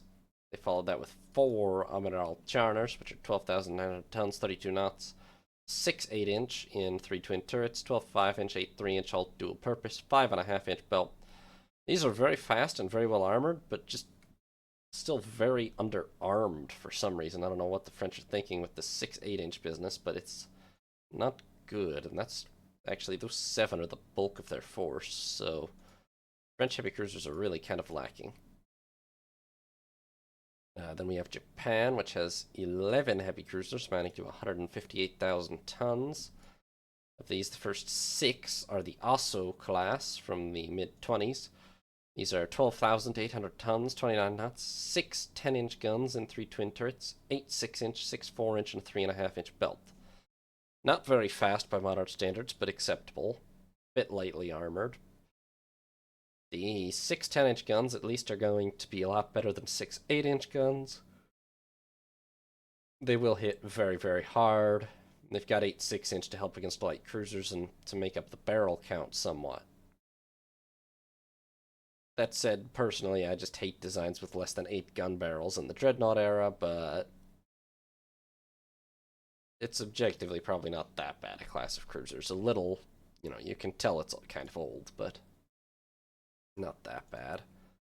Then 1930, 2 Albas, 13,100 tons, 30 knots, 8 9-inch guns, and 4 twin turrets, 8 5-inch, 8 4-inch, and a 4.5-inch belt. Yeah, see, personally, I'd much rather have this design. The speed is good. The armor is good. The armament is good. There's nothing at all wrong with these. The weirdest thing is mixing the 5-inch and 4-inch, because those are just awfully similar calibers, really, but or maybe they didn't have 5-inch dual purpose yet.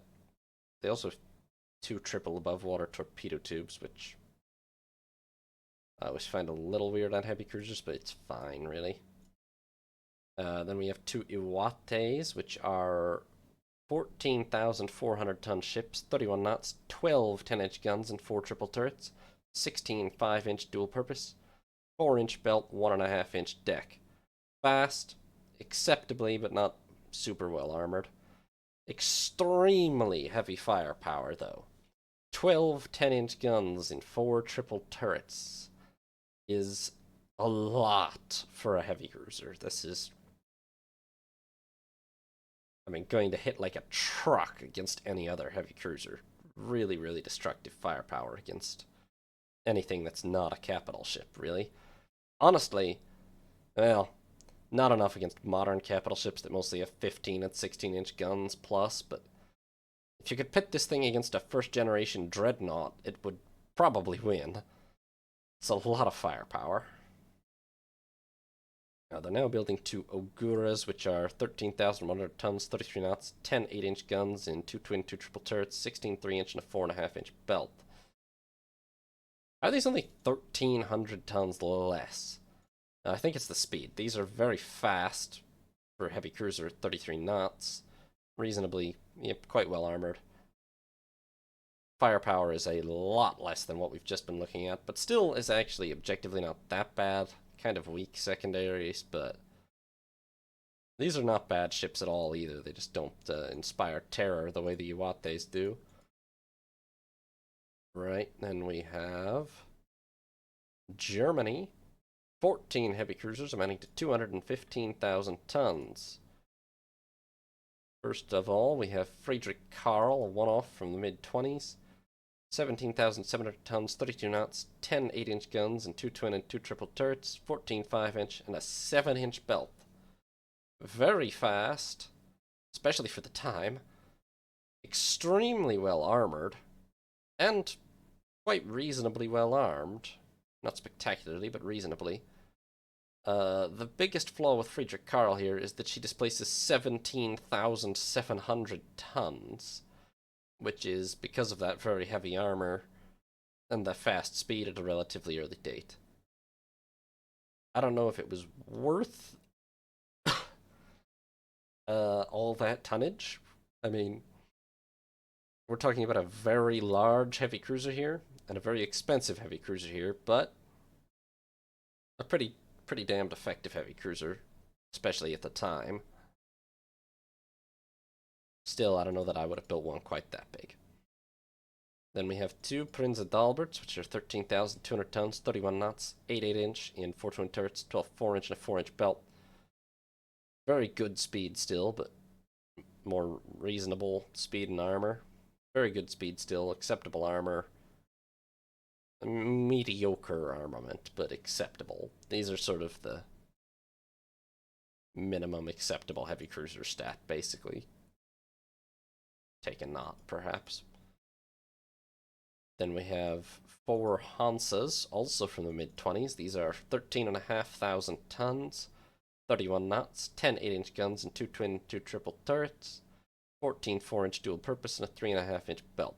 Speed is still good. Armor, a little lacking. Armament, alright. Decent even, but not anything special. So these, I don't know that I would really take one of those over a Prinz Adalbert. I guess it's got 2 extra gun barrels for 1/2 inch of belt, so yeah, I probably would prefer the Hansas to the Prinz Adalbert, actually. Just, I don't like it. 300 tons more, to be fair to the two. Then they built 5 Freyas in the early 30s. These are 12,400 tons, 29 knots, 8 8-inch guns, and 4 twin turrets, 12 4-inch, and a 4-inch belt. Kind of pretty poor speed for a ship built in the 30s. Mediocre armor. Mediocre armament as well. This is a very budget heavy cruiser, and I'm not all that impressed, really. And finally, we have 2 München Gladbachs with 2 more building. These are 13,800 tons, 33 knots, 9 8-inch guns in 3 triple turrets, 16 3-inch dual purpose, and a 5-inch belt. Quite fast, quite well armored, quite reasonable armament, but not anything impressive. So overall, München Gladbachs are an improvement on their last design or two built, but not anything too special either. But a quite decent heavy cruiser, the München Gladbachs, just not anything spectacular. And finally, that will bring us over, as usual, to the United States, which actually has a very modest heavy cruiser force of 9 ships amounting to 152,000 tons, probably because of their ridiculously enormous battlecruiser force, but we'll get to that shortly. So they have 3 Pittsburghs from the late 20s. These are 14,500 tons, 30 knots, 10 10-inch guns and 2 twin and 2 triple turrets, 10 5-inch, 4 3-inch dual purpose, and a 4.5-inch belt. Quite decent speed still, especially for the time they were built. Pretty good armor, and very, very heavy firepower. Not that many secondaries, but pretty decent, so very, very heavy primary firepower. The Pittsburghs are actually still a very fearsome class of heavy cruiser, it has to be said. And their speed and armor are good enough that they've aged quite well, I would say, over the last 10 years. They're a very nice class still. They followed that with 6 New Orleans class cruisers, which are 13,100 tons, 32 knots, 10 8-inch guns and 2 twin, 2 triple turrets, 16 3-inch dual purpose, and a 3.5-inch belt. These are very fast, right up to the present, very modern heavy cruiser speed. A little light on the armor, and a much more mediocre, decent but not great armament, so the Pittsburghs are definitely more formidable overall. These do have the latest in speed, but not much else. And now they're building 2 new 15,000-ton Rochesters, which are probably going to be a little more like the Pittsburghs in capabilities, but we will see. So that's it for cruisers, actually.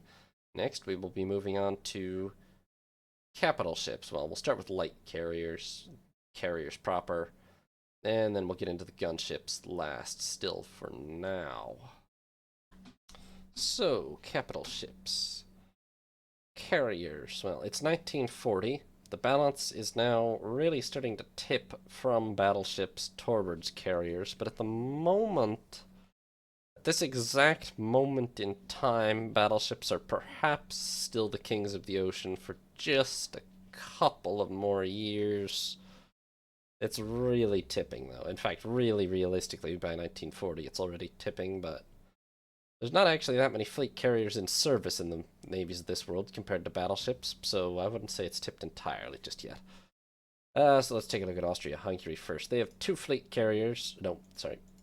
2 fleet carriers for 33,000 tons and 2 light carriers for 32,000 tons, which does not sound right to me, so let's see how that looks. Their fleet carriers are Krakow, 14,600 tons, 29 knots, 6 6-inch guns, 37 aircraft, 2-inch belt. Fast enough. Gun armament is, whatever, really. It's a carrier. None of it's dual purpose, though, which is obviously points off. AA armament, not that heavy. Speed is fine, but, basically, fundamentally, it's awfully small for an alleged fleet carrier. Doesn't carry a whole lot of aircraft, either. More respectable is the Prague at 18,300 tons, 28 knots, 8 6-inch, 10 4-inch dual purpose, 2-inch belt, 57 aircraft. 57 is actually a lot of aircraft to stuff onto an 18,000-ton hull, I feel like. So they're doing all right on this one. It's not very fast. Decent armament, though, so not bad. Then we have the 2 Falke-class light carriers, 15,800 tons, 31 knots. 2.5-inch belt, 32 aircraft, very standard light carriers. But it's not exactly that their carriers are bad as such, although their fleet carriers are not that great. But they don't have anywhere near enough of them, and they're very small. They're alleged fleet carriers. This one somehow does carry 55 or 57 aircraft, apparently, but This one only carries 37. Of course, it's literally smaller in displacement than a light carrier, so it would probably be fair to say Austria has 4 light carriers than that they have any fleet carriers. The one with 55 aircraft aside, maybe? The Spaniards have 2 fleet carriers for 34,000 tons and 2 light carriers for 24,300 tons. That is going to be an awfully low average again. Their fleet carriers are Princesa de Asturias and Zaragoza, both 17,000-ton ships capable of 27 knots, 8 6-inch guns, and 12 4-inch dual purpose and 1-inch belt, with 49 aircraft. 27 knots is pretty bad for a carrier. The dual purpose armament is alright, the AA isn't really anything special. Armor is obviously quite light, but 49 aircraft is not too bad for 17,000 tons, so as just a whole for carrying aircraft, it's alright. It's not got a lot of specialized capability beyond that. I wouldn't call it a great carrier. Then we have the light carrier Don Juan de Austria, 13,500 tons, 30 knots, 8 4-inch dual purpose, 2.5-inch belt, 32 aircraft. I'd almost rather have this as a ship, although obviously it does carry way less. Well, 15 less. And it's probably a good deal cheaper, as well as faster and better armored, and practically a better AA armament too. So I almost feel like this I would rather have, probably, as a design. And then Castellón, 10,800 tons, 28 knots, 6 5-inch, and 31 aircraft. This is a very bare-bones light carrier, but still carries 31 aircraft, so it's kind of doing the job. There are also, yes, I didn't, the Austrians have 3 aviation vessels, one of which is big enough to carry 24 aircraft, but I'm going to pretty much discount flight deckless vessels as pretty irrelevant in this era. The Spanish have a lot of them, but most of them only carry 5 aircraft. They have this one, but yeah, seaplane carriers have pretty much, their time is pretty over if they ever arguably had one at this point. Russia has 3 fleet carriers for about 70,000 tons and 3 light carriers for another 43,000. That implies better things about the average, and yes, we have Novosibirsk and Minsk, which are 18,100 tons, 28 knots, 16 5-inch guns, not dual purpose, 1-inch belt, 54 aircraft. Good number of aircraft for their size, but a little slow, weakly armored, kind of a mediocre anti-aircraft armament, especially as the main guns aren't dual purpose, so not that great, those two.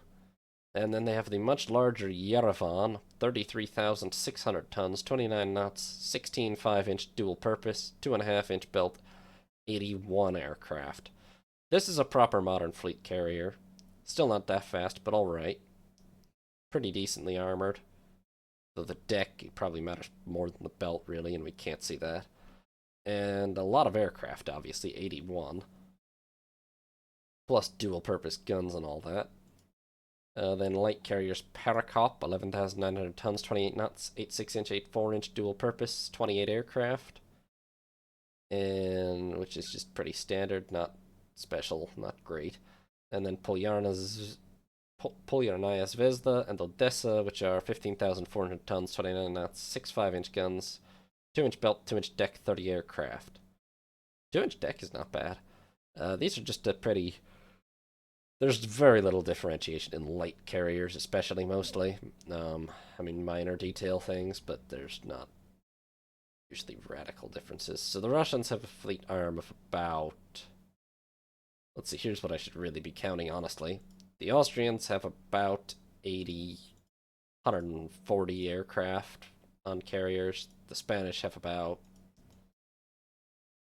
94 plus 60, 150. The Russians have about 110, 190, 280 or so. It's quite a lot more, obviously. Then the Italians currently have 2 fleet carriers for 34,000 tons and 2 light carriers for 16,000 tons, which is very, very little, although they are a Mediterranean power, but still. We have Nibbio and Persio from the mid-20s, 17,000 tons, 30 knots, 6 6-inch and 14 4-inch dual-purpose, 2.5-inch belt, 42 aircraft. For a small early carrier, this is not that bad. It's fast, pretty well armored, dual purpose secondaries. 6-inch guns are wasteful, obviously, but very common in early carriers. And a decent allotment of aircraft, so I would say for a small tonnage early carrier, these are quite nice, actually. But they've only got the two of them, and then these two 8,000-ton Centauro and Sirio, which are very early light carriers. And this is the big difference. 8,000 tons, 24 knots, 8 6-inch guns, 26 aircraft. Carries a similar number of aircraft to the more modern ones, but about 6 knots slower, and no dual-purpose armament. Very little AA, so just strictly for putting aircraft into the field, these will do almost as well as the more modern ones, but they are much more of a sitting duck. And so that's only a total of about 130 aircraft for the Italians, which is not too impressive. Of course, they are a Mediterranean power, but still. We currently have 4 fleet and no light carriers for 93,000 tons, with the fleet carriers being HMS Courageous, Furious, Glorious, and Irresistible. These are 23,200-ton ships capable of 30 knots, 8 6-inch guns, and 12 4-inch dual purpose, 2-inch belt, 1-inch deck, 1-inch flight deck, and 60 aircraft. I would call these fast, well armed, especially for an early carrier that had to carry 6-inch guns, but we have dual purpose. And carry a very respectable number of aircraft. I mean, compared to these 17,000-ton type things with 45 or 50 aircraft, we have a definite advantage in aircraft as well as in speed and in armor over most of these early AI designs. So I would say the Courageous class are doing pretty well and put 240 aircraft into the air for us. That being said, they are not adequate for the long-term future, and within another year or two after this, I laid down another class, which you'll know about if you're keeping up with the videos more broadly, but yeah. France has quite an impressive carrier arm, consisting of 5 fleet carriers, amounting to, well, 160,000 tons with the one building, and 7 light carriers for 130,000 tons. Their fleet carriers, they have Painlev, Bern, Verdun, and Joffre, one class of 4 from the early 30s. These are 22,800 tons, 30 knots, 16 5-inch guns, not dual purpose, 2-inch belt, 68 aircraft. These are quite nice, actually. I mean, sorry. Fast. Not a great armament considering it's not dual purpose. But quite a good load of aircraft. I'm guessing they don't have as much deck armor as me, but I wouldn't call them terrible by any means. They're quite nice, really. And then more recently, they have Lafayette from 1935, 31,300 tons, 30 knots, 16 4-inch dual-purpose guns, 2.5-inch belt and deck, and 87 aircraft. Well, this is a very nice, very heavy carrier, fast, well armed with dual-purpose guns and a lot of AA, well armored, and a lot of aircraft. So this is easily the biggest and toughest and best carrier we've seen so far, Lafayette. Quite nice, I have to say. And they are building the even bigger, looks like faster, and, well, equally well armed, but faster, equally well armed, bigger, carries more aircraft, potentially as well armored. And my point is, Boy Below here, although also apparently a one-off, is going to surpass Lafayette in pretty much every category as well. And then for light carriers, they have Rune from 1921. This is clearly a battlecruiser conversion. And at 35,200 tons, 28 knots, 10-inch belt, 8 4-inch dual-purpose guns, and 23 aircraft, well, there's just literally no way that a 35,000-ton carrier carrying 23 aircraft is good. She's also fast enough, but not that fast, nor does she have a particularly heavy dual-purpose armament. What she does have is a hell of a lot of belt armor, but that is pretty pointless on a carrier, so yes, like most conversions, Rune is not very good. Then they have Armanches, Poipel, and Dauphine of a mid-20s light carrier class. These are 15,500 tons, 30 knots, 8.6-inch, 12.4-inch dual-purpose, 2-inch belt, 32 aircraft. Honestly, for a 15-year-old light carrier class, these are quite nice still. Fast, dual-purpose armament, armored, 32 aircraft, pretty much what you're looking for in a light carrier. Then from 1930, they have Dixmude and Protecteur. These are 11,000 tons, 28 knots, 6.5-inch, and 31 aircraft. These are actually literally worse in every way than the 5-year older Aramanches class, and I have no idea why they exist, other than that the AI likes to change things up. They're not very good. And then they have Louvre from just a couple years ago, 12,400 tons, 29 knots, 8.4-inch dual purpose, 2.5-inch belt, 32 aircraft. Not bad, but literally still inferior in almost every way to the Aramanches class. So again, slightly better belt armor, maybe better deck, I don't know. But it's really a question of why, yeah. And they're building a 14,000 tonner Calvados. Plus they have assorted aviation craft, but yeah. So overall, I mean, that amounts to 68 each, so I'm just going to round.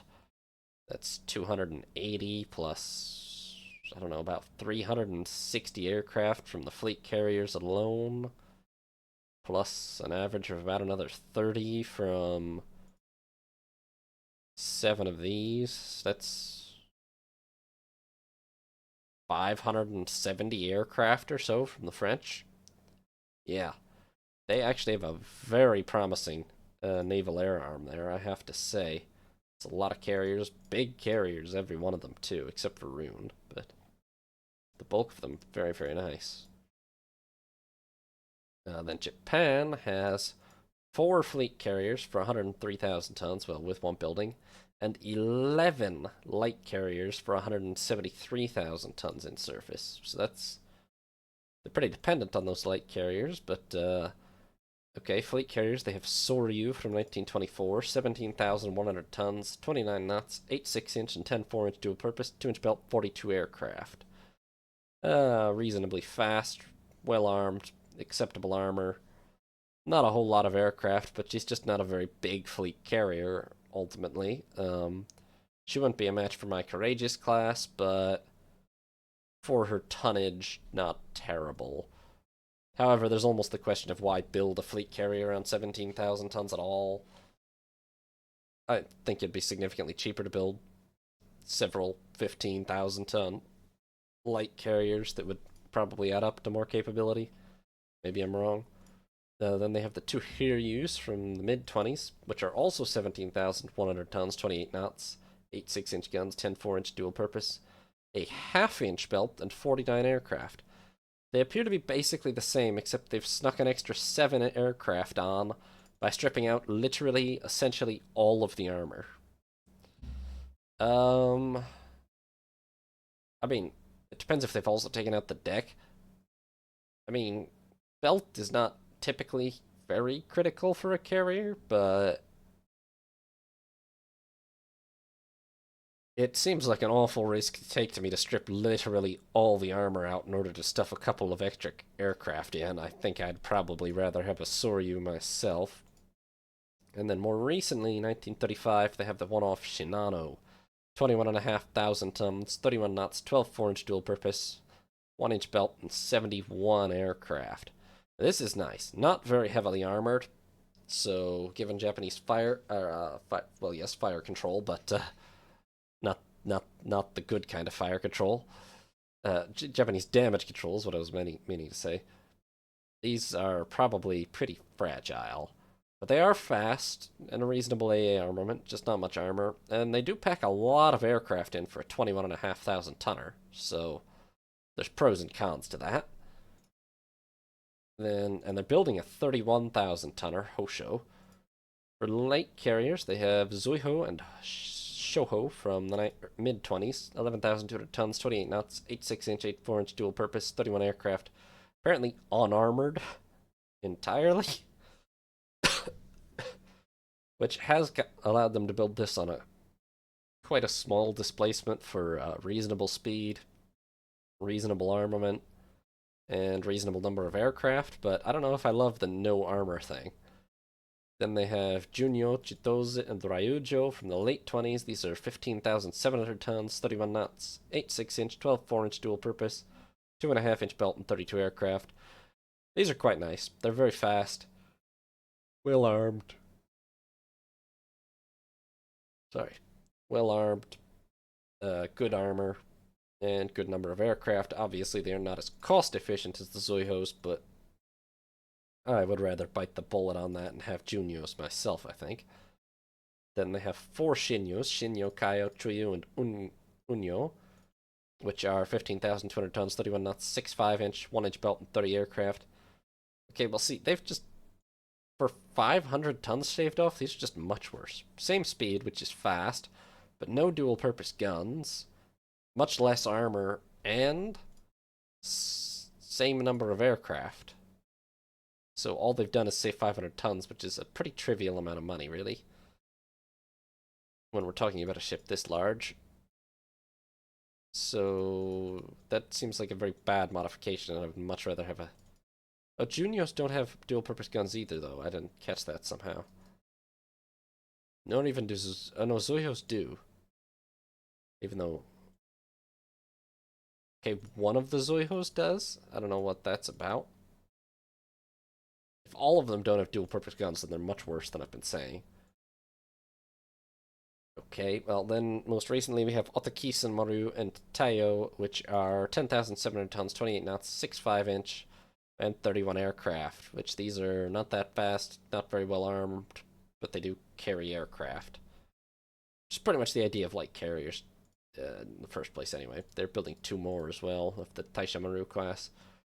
Overall, I mean, that's 140, I mean, 210 plus 11 of those in service. I mean, it's 540 aircraft. The majority carried on these light carriers, though, which don't mostly have very much to recommend them, especially in terms of AA and such. But they're fast and they carry aircraft, so they're not terrible by any means. Then we have Germany, which has 2 fleet carriers and a 3rd building for 78,000 tons, and 11 light carriers also for 149,000 tons.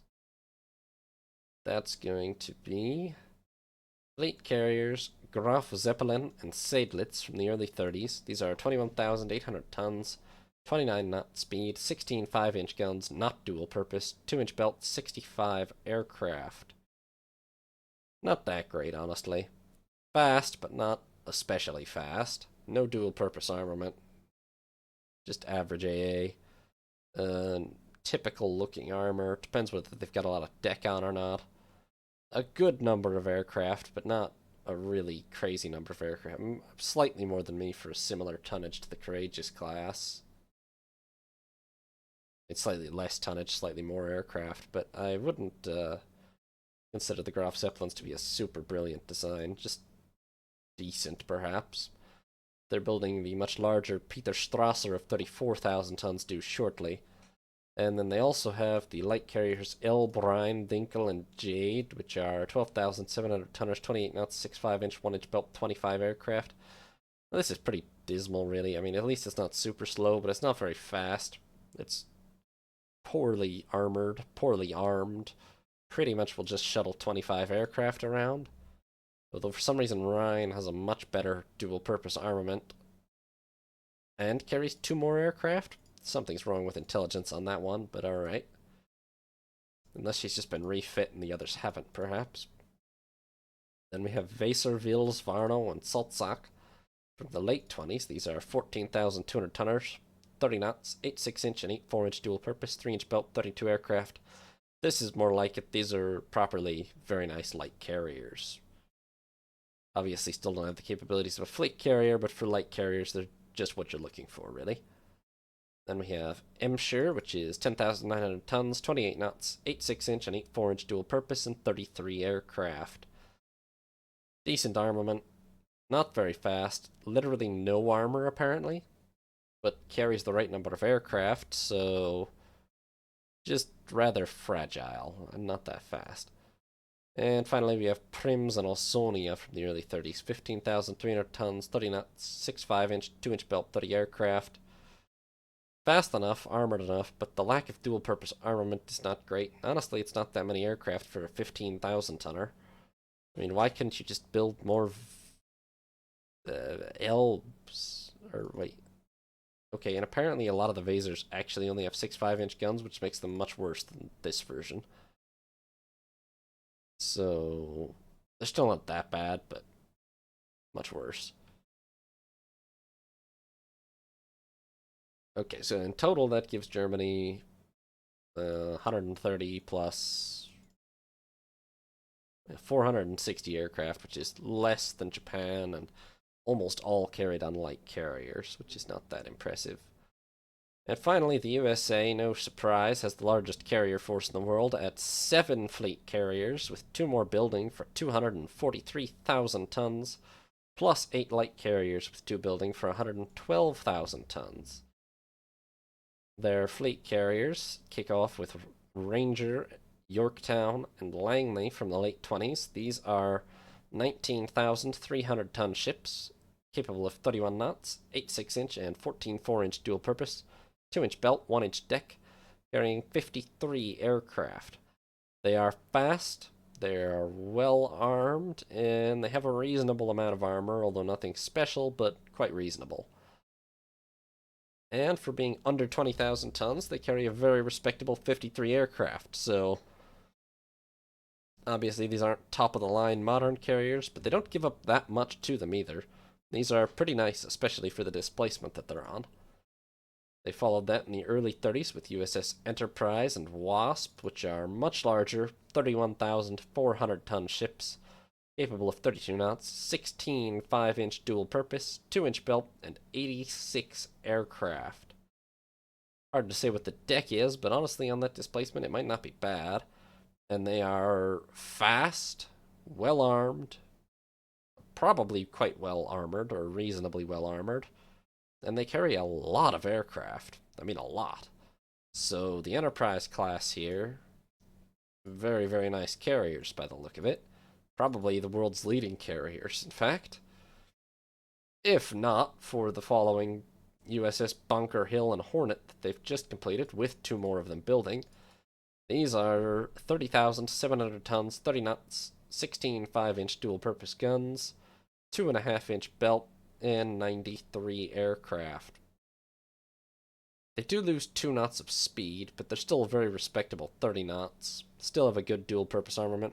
They appear to be more heavily armored, and to carry more aircraft, so I don't think they've actually necessarily made bad trade-offs from the Enterprises. They've lost 2 knots in order to get armor and aircraft and displacement, which is not the worst thing in the world. Like, the absolute speed of a carrier is rarely that critical. You want them to be fast enough to keep up with cruisers and the fleet in general, but and to run away from things, but the difference between 30 and 32 knots is unlikely to be critical. So I would say these are the premier carriers in the world right now, USS Bunker Hill and Hornet overall. Then for the light carriers, they have Bogue and Nassau from the late 20s. These are 7,900 tons, 24 knots, 8 6-inch, 8 4-inch dual purpose, no armor, and 26 aircraft. I mean, 26 aircraft on 7,900 tons, but also they're, and the dual purpose armament too, but they're very slow and totally unarmored, so survivability is probably not looking great for the Bogues.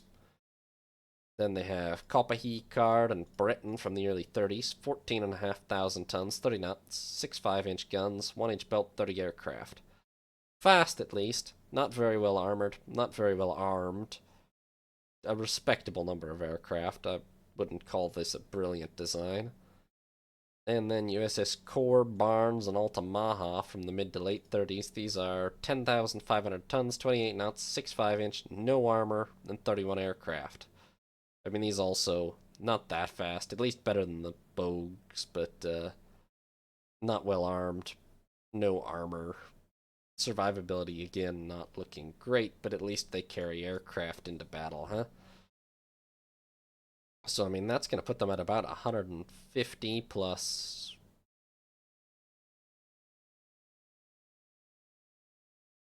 510 plus another, so 690. 740 aircraft or so, I think, for the USA. And they're building two more bunker hills, Bonhomme, Richard, and Lake Champlain, and two Chenango-class light carriers. So it's a very formidable fleet air arm for the United States indeed, as you would expect from them, I suppose. And so that is the carriers, and now we move on to the gun capital ships in their twilight era. So, the big gun capital ships. Austria-Hungary is now at some 2 battlecruisers amounting to 50,000 tons, which is not a lot. Battlecruisers in general are not super popular anymore, except for the two countries, USA and Italy, that have a lot of them.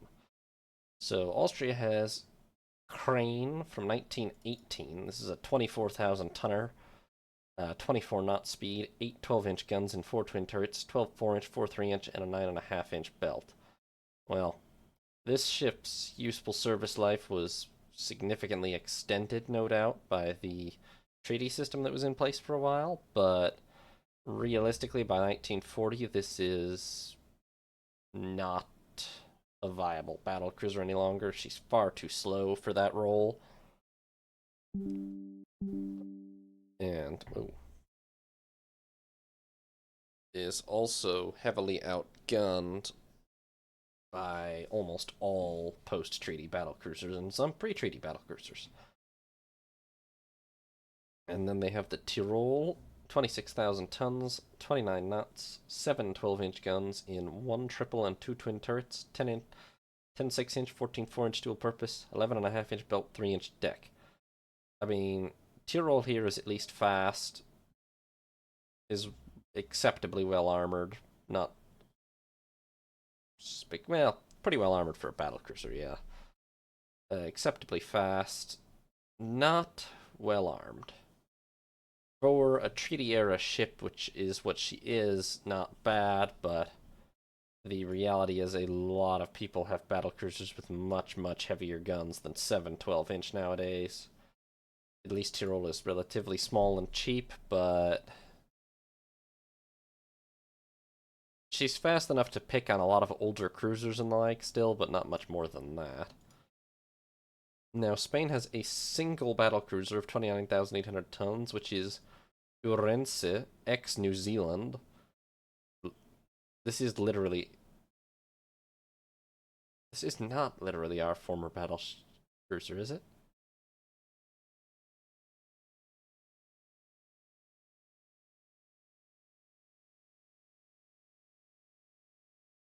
Well, I think it is, actually. Because I do seem to recall selling one. But I'm not sure how they've ended up at 29,800 tons at 18 knots with a 7-inch belt. The 8 14-inch guns and 25-inch, yes. But if this is my New Zealand, she definitely made more than 18 knots and had better than a 7-inch belt. So I don't know if that's just an intelligence problem, or if Spain did a refit on her that's done something horrifying somehow. Maybe it's just an intelligence problem. I'm gonna give the benefit of the doubt and say that these two stats are not accurate. If they are, this is literally a... I don't even know what... This is a monitor or something, not a battleship, let alone a battlecruiser, but I think that these must be wrong by a lot. And I'm trying to remember. This must be my former New Zealand. Just, I don't know what they've done to her, allegedly. In any case, it's actually a pretty decent battlecruiser, probably, I think, still, although there's a reason why I scrapped the class. Sold one, but yeah. Russia has one battlecruiser of 32,300 tons, which is Sinop from 1920, so pre-treaty. 32,300 tons, 29 knots, 10 14-inch guns in 2 twin and 2 triple turrets, not super firing. 24 6-inch, 4 4-inch dual purpose, and a 10-inch belt. Still acceptably fast, if not exceptional. Still not terribly badly armed. Armor is a little on the weak side. And to be fair, armament objectively, there are definitely much better armed battlecruisers out there, such as my own two. So this is not some terror of the seas, as she kind of was when she was built. But she's aged relatively well for the fact that she's now 20 years old. And that takes us over to Italy. Italy has an actually gargantuan force of 11 battlecruisers with 3 more building for 503,000 tons, which is well over half of their entire fleet, tonnage-wise. They have, from 1922, Francesco Caracciolo and Scipione Africano, which are 34,700-ton ships, 28-knot speed, 10 14-inch guns and 5 twin turrets, 14 6-inch, 6 4-inch, and a 9.5-inch belt. These still have a good speed, although no longer a very good speed by any means. There are fast battleships, including my own, that are almost this fast now. And considering that their armor was not that great when built, and it's pretty dang inadequate now, especially depending what the deck is, the armament is at least still enough to give anyone pause. It's not bad at all. Although, with the rise of 15 and 16-inch guns, it's not spectacular anymore either. Then they have 2 treaty-era battlecruisers, Cornelio Silla and Ottaviano Augusto from 1930. These are 26,800 tons, which is the most they could cheat the treaty. 29 knots, 8 12-inch guns and 4 twin turrets, 8 5-inch, 12 3-inch dual purpose, 12-inch belt. Well, they're relatively fast, if not spectacular. Well armored. And pretty much carried the maximum guns that you're allowed to under the treaty. So for a treaty battlecruiser, these are perfectly nice. The problem is we are now pretty much almost 10 years on from the treaty era. And there are a lot of post-treaty battlecruisers out there now that will smash these flat with much larger than 12-inch guns. Plus their own pre-treaty battlecruisers. So these are in a bit of an aberration category now, practically speaking. And then post-treaty, they immediately built 5 Emanuele Filiberto class ships. Emanuele Filiberto, Ulpio Traiano, Giulio Germanico, San Giorgio, and Vipsanio Agrippa. These are 36,800-ton ships capable of 32 knots, 8 14-inch guns and 4 twin turrets, 14 6-inch, 22 3-inch, and an 11-inch belt. Not monstrous terrors of the seas, although they did build 5 of them, but 32 knots is very, very good. They're quite fast. Their armament is honestly only adequate for the post-treaty era, perhaps not even really that, with some of the monstrous ships being built around the world. And their armor is nothing special either, even for a battlecruiser, so these are nice and decent battlecruisers, but nothing terrifying. However, the sheer number of them is impressive. They're also building now Conte de Cavour of 45,000 tons, and then Sicilia and Claudio Tiberio of 48,000 tons, which are potentially real monsters. Now that's the second largest battlecruiser force in the world, and that is quite impressive. And could be first, well, not on tonnage, interestingly, but first by hulls once those 3 are finished. Now we have us. We have 2 battlecruisers in service, HMS Lion and Tiger, both, commissioned 1937 and 39 respectively. These are monsters. 47,100-ton ships, capable of 32 knots, armed with 9 16-inch guns in 3 triple turrets, all forward, 24 5-inch dual purpose, a 12-inch belt, and 4-inch deck. They're very fast. They're quite well armored, especially for a battlecruiser, and they have a very impressive amount of firepower, capable of standing up to the latest in foreign battlecruisers. Compared to any of the AI battlecruisers we've seen so far from the smaller powers,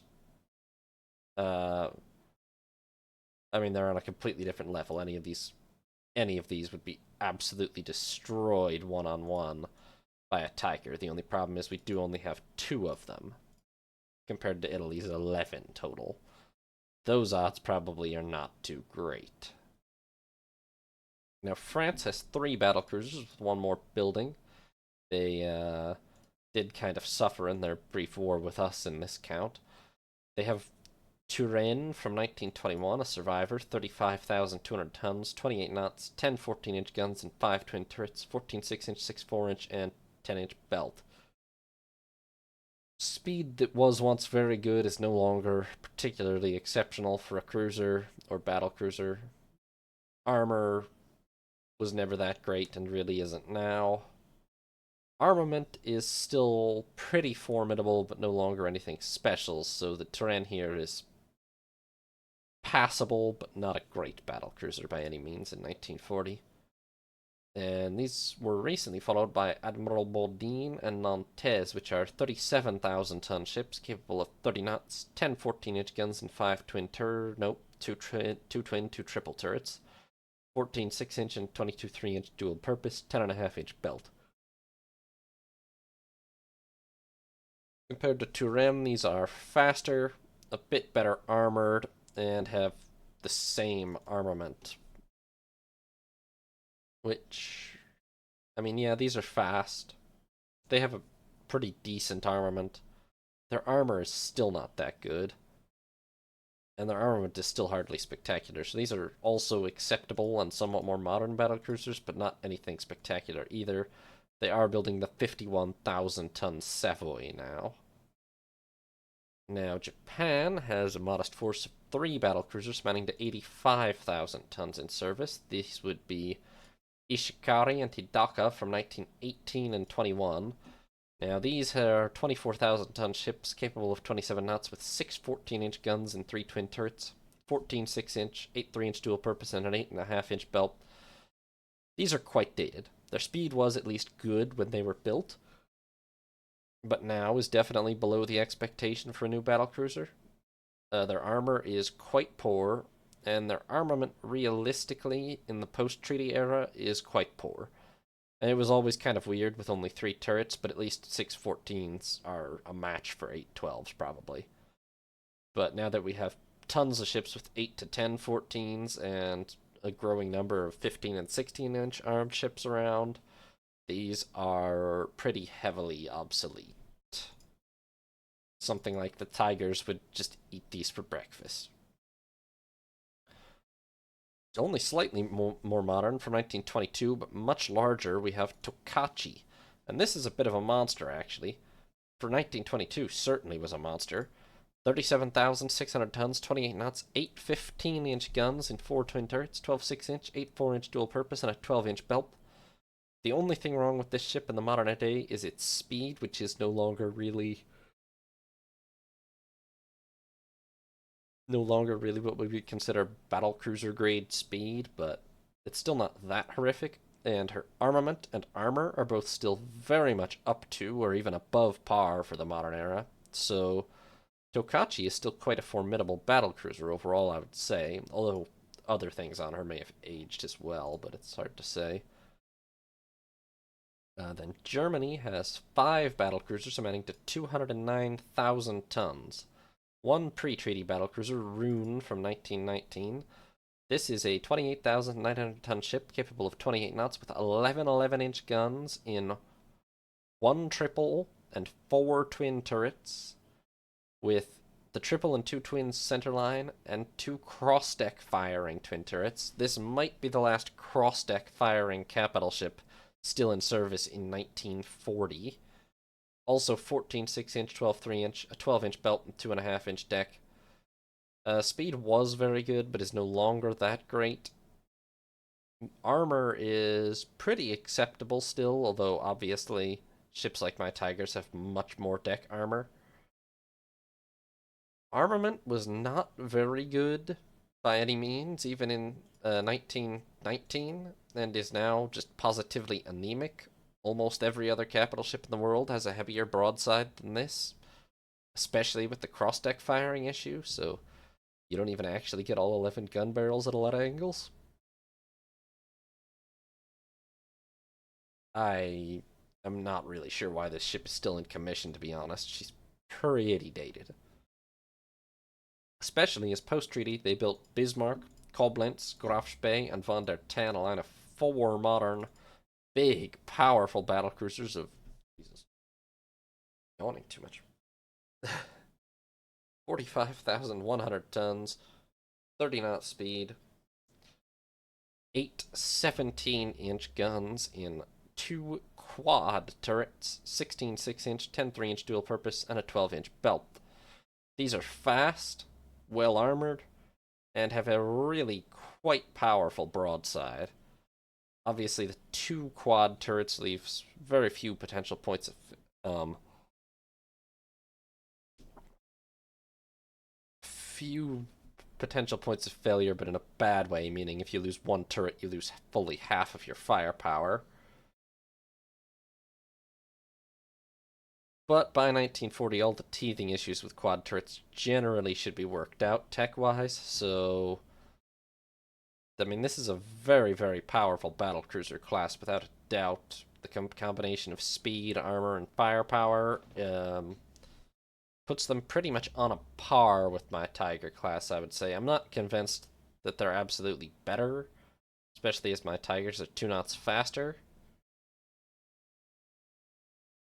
But the Bismarcks are definitely very formidable, without a doubt, and there are 4 of them, which has to be considered. And finally, we have the United States, which has 12 battlecruisers amounting to 512,000 tons, for just about the largest battlecruiser force on the planet. The oldest of these is USS Franklin from 1922, 36,000 tons, 28 knots, 8 15-inch guns and 4 twin turrets, 14 6-inch, 6 4-inch dual purpose, and an 11-inch belt. This ship is fast. Well, was fast. Is now below average, but is still not that bad. Is quite nicely armed, even for the modern day. And not spectacularly armored, but pretty well armored. So Franklin has aged well with those 15-inch guns and is still a pretty dangerous battlecruiser. She does have a couple of 3 fights against us.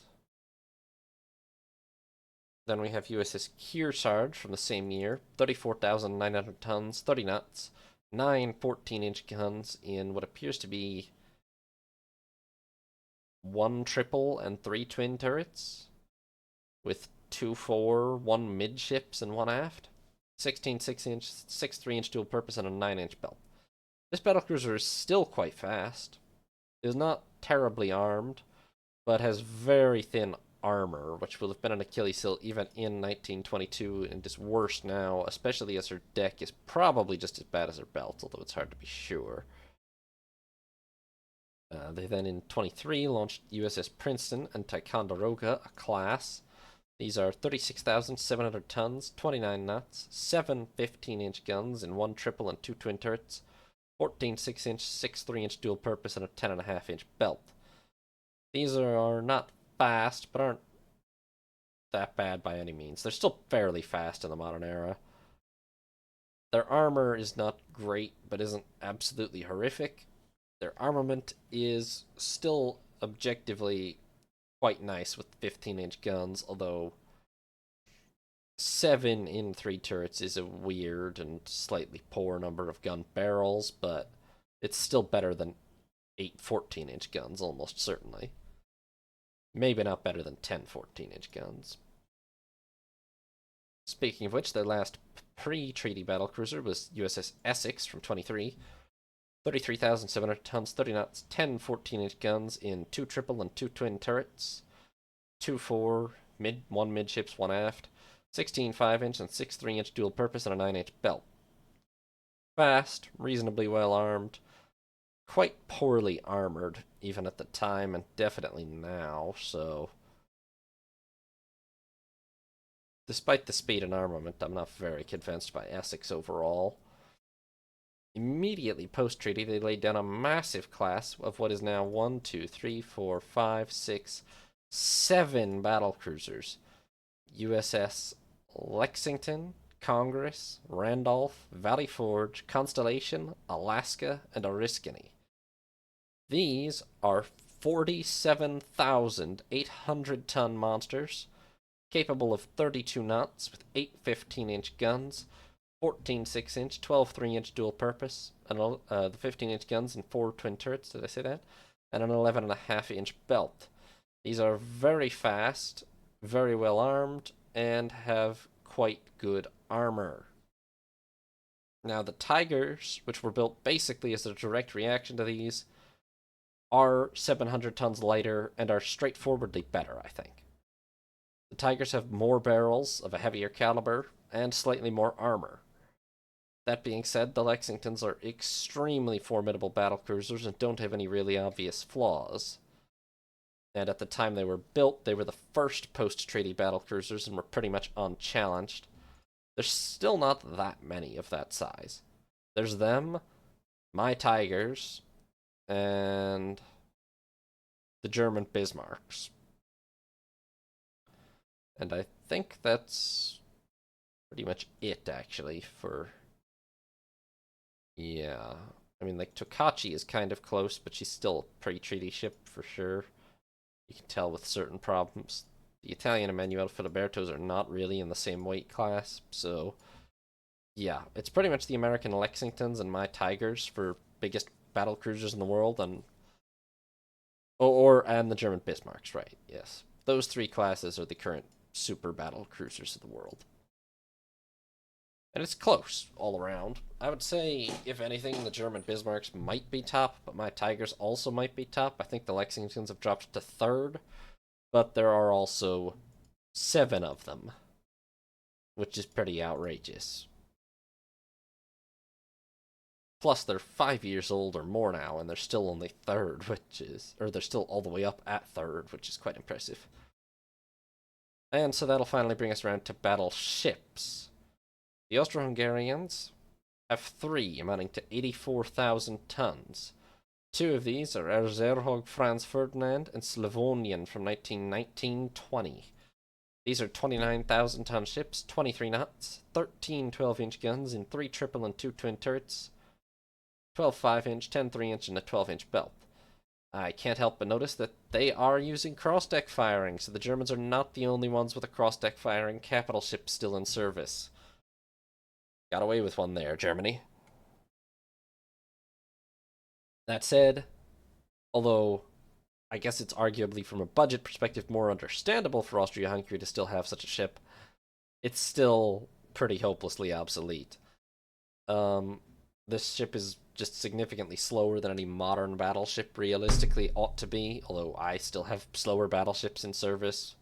It's not that horrific, but it's not very fast either. The armor is alright, but not great by any means. And the armament is a pretty heavy I mean, this ship could compete with a treaty-era battleship pretty well, although might lose out to it in armor. But any post-treaty or bigger pre-treaty battleship is going to rip it apart. So it's a pretty heavily obsolete dreadnought, realistically. And then they have 1 treaty battleship, Habsburg from 1928, 26,100 tons, 27 knots, 8 12-inch guns in 2 triple and 1 twin turrets, 14 6-inch, 6 3-inch, 13-inch belt, and 3-inch deck. These are actually quite fast for battleships, to be fair, and have pretty much the standard treaty battleship armament. Although for the life of me, I can't understand why not just, well, I guess just because of tonnage they couldn't go for the 3rd 3-inch turret, or for the 3rd triple turret, but it would bother me, personally. Armor is pretty decent. It's good. Armor is good, just not crazy good. So the Habsburg is not a bad class. They just only have 1 of her, and also post-treaty and certain pre-treaty battleships, anything with 14-inch guns or higher is still going to just chew her to pieces. Realistically. Now, the Spanish have 5 battleships amounting to 137,000 tons. The oldest is Arrogant from 1919. This is 23,300 tons, 21 knots, 12 12-inch guns, and 4 triple turrets, 14 6-inch, 4 4-inch dual purpose, and an 11-inch belt. The triple turrets are nice. Speed is quite slow for a modern dreadnought, for sure. Quite slow. The armor is not great. It's pretty weak, to be frank. The firepower is pretty good for her time, but there are definitely a lot of battleships with significantly more firepower now. So I would call her pretty old, small, and dated in all regards. They followed just 3 years later with Almuradil, which is 29,300 tons, 26 knots, 8 15-inch guns and 4 twin turrets, 12 5-inch, 8 4-inch, and an 11.5-inch belt, and this is so much better, it's astonishing, really. Pretty fast, even by modern battleship standards. Very well armed, and not splendidly armored, but acceptably armored, just about. Depending on the deck, but this is really, for the era and tonnage this is on, is quite a nice dreadnought, actually. Now, there are definitely modern dreadnoughts that are more powerful, but this is more powerful than more than half of the battleships that I have in commission in my fleet, for a comparison, honestly. And then they have Reina Regente from 1923, 29,300 tons, 27 knots, 7 15-inch guns, and 1 triple and 2 twin turrets, 14 5-inch and 6 3-inch dual purpose, and a 12-inch belt. Very fast, acceptably armored, and pretty nicely armed, although 7 15-inch just basically just bothers me, honestly. I don't like it, but objectively, as I said before, it's better than like 8 14-inch. It's just not as good as 8 15-inch. And it's also, there are heavier guns around now, but it's not by much. This is pretty nice still, actually. Armor is going to be the biggest letting down point on most of these, but still.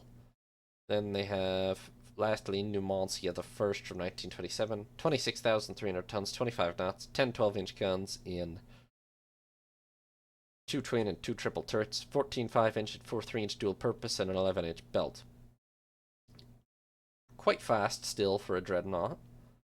Below par armor and an acceptable armament. In fact, quite a good armament for a treaty battleship, which is what this was. But definitely an inadequate armament compared to the newer and more modern battleships that are around these days. Now, Russia. Russia has 5 battleships amounting to 139,000 tons, which is barely better than Spain, honestly. Russia's advantage is mostly in, I don't even know what, destroyers? Heavy cruisers to some extent? Carriers, especially in terms of tonnage. Anyway, their oldest battleship is Imperatricia Ekaterina Velikaya from 1920. The commies apparently having not renamed her. 27,400 tons, 24 knots. 12 12-inch guns in 4 triple turrets, 14 6-inch, 4 4-inch, and a 10.5-inch belt. Still acceptably fast, but rather under-armored, and her armament has not aged well, despite being pretty alright at the time. Although there were already 14-inch battleships being built at the time, for sure, so she was never splendidly armed, but it's at least a lot of barrels. They followed with Tri Ierha and Pervenets from the same class in the early to mid-20s. 24,600 tons, 27 knots, 8 12-inch in 2 triple and 1 twin midships turret, 18 5-inch and 4 3-inch dual purpose, 10.5-inch belt. Very fast, but quite under-armored and not very well armed either. And they're not even using the maximum treaty displacement. In fact, with a 22 launch date, I can't remember the exact years, but this might have been designed and built, or at least ordered before the treaty, and it's still just not very good, so that's a bit weird. Then from 26, we have Juans Latuste,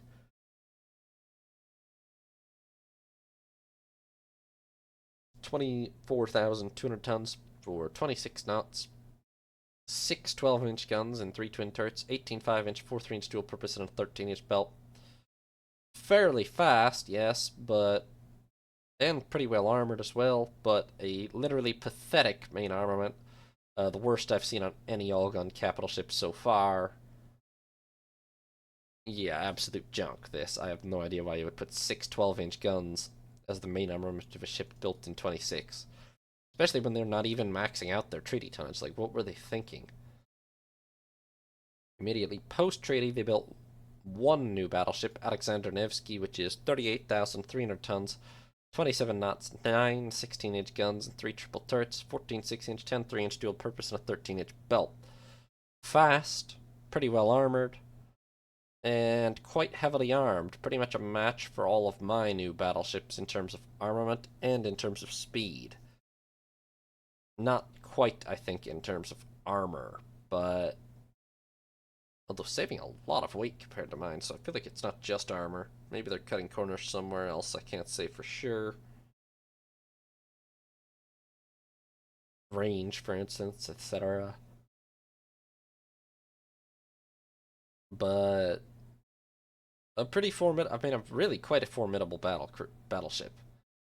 Armor is maybe the only area where she's not absolutely top of the line, but she's still quite good in armor, so not bad at all. The Alexander Nevsky, a shame they only have one of her. And that will bring us over to Italy, which, despite their massive battlecruiser collection, has just 3 battleships of 98,000 tons. These are Leonardo da Vinci from 1917, a 28,800 tonner capable of 24 knots, 10 12-inch guns and 5 twin turrets, 8 5-inch dual purpose, and a 12-inch belt.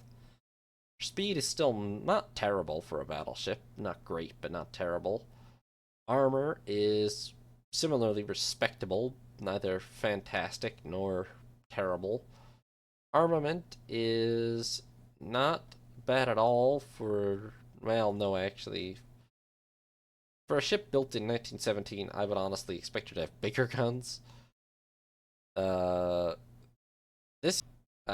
sorry. She's a match for treaty battleships, probably. Not wildly superior to them, though. She pretty much looks like she ought to have been a treaty battleship, even though she's a few years too early to have been one. But she greatly resembles most of them. And then we have Napoli from 1919, 29,400 tons, 23 knots, 8 14-inch guns and 4 twin turrets, 14 6-inch, 10 3-inch, and a 10.5-inch belt. Speed, not exactly very good by modern standards. Not the worst, but not very good. Armor, pretty bad. Armament, quite respectable. Better than the 10 12-inch, probably, but nothing spectacular by modern standards, but still not bad by modern standards either. Post-treaty, they've built one battleship, Impero, which is a 40,000-ton monster of 25 knot speed, 9 16-inch guns, all forward, 14 6-inch, 10 3-inch dual purpose, and a 13-inch belt. Pretty fast, although not super fast. Pretty well armored, although not super well armored. And quite heavily armed. There's nothing at all wrong with Impero. She's just not the absolute top of the line for post-treaty battleships, but she's very, very nice and is probably capable of having a fighting chance on the right day against any post-treaty battleship. Of course, she does come in at 40,000 tons, so she'd pretty much better. Then we have ourselves.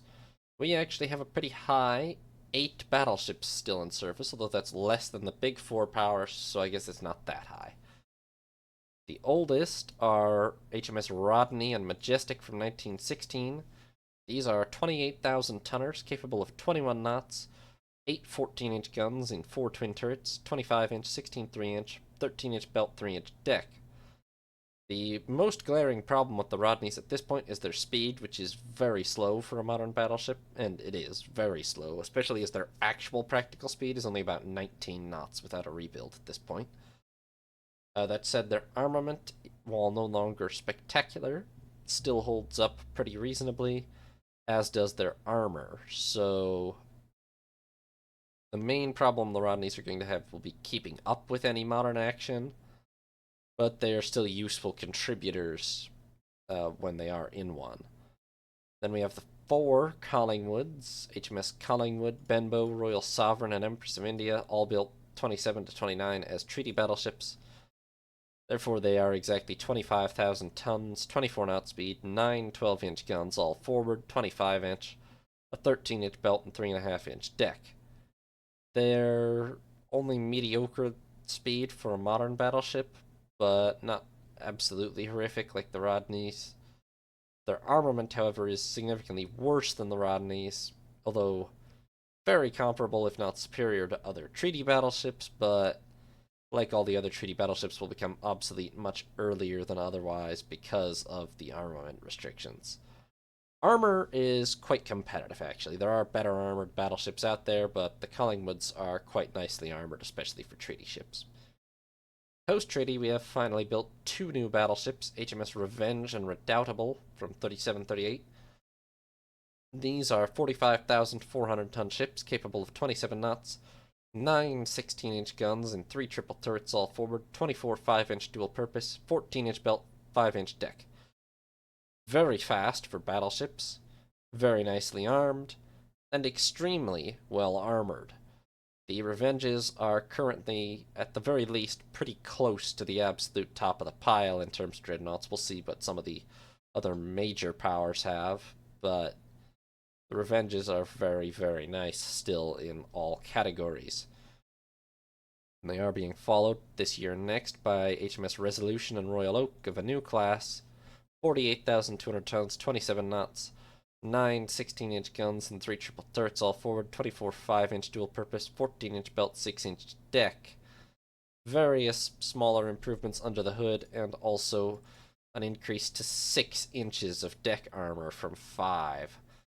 These are still very fast, still very well armed, and have some really outstanding armor overall. Some of the very best in the world, I am pretty certain. Not that the Revenges are really slouches in that regard. So that leaves the big 4. France. France actually have, by hulls, a very large fleet of 12 battleships, but it's only 341,000 tons, which is not that much. Their oldest ship is St. Louis from 1918, 28,500 tons, 24 knots, 13 12-inch guns in 3 triple, 2 twin turrets, 14 6-inch, 4 4-inch, 12-inch belt, and a 1.5-inch deck. Acceptably fast, but not super fast in the modern era. They've held up better than my own oldest ships, though. Armor is a little flimsy. Belt is alright. Deck is quite weak by the standards of modern battleships. Pretty bad, frankly. Armament is alright when she was built, but is also now pretty outdated with so many 14, 15, 16-inch guns around.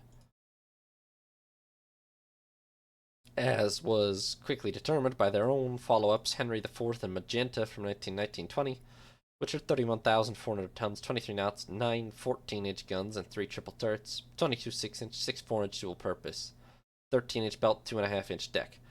A little bit slower, but with the much heavier 14-inch gun firepower, albeit one of the turrets is midships for some reason, but a much heavier 14-inch gun broadside and an inch more deck armor, the Condorcets have aged quite a lot better overall, despite being slightly slower than St. Louis.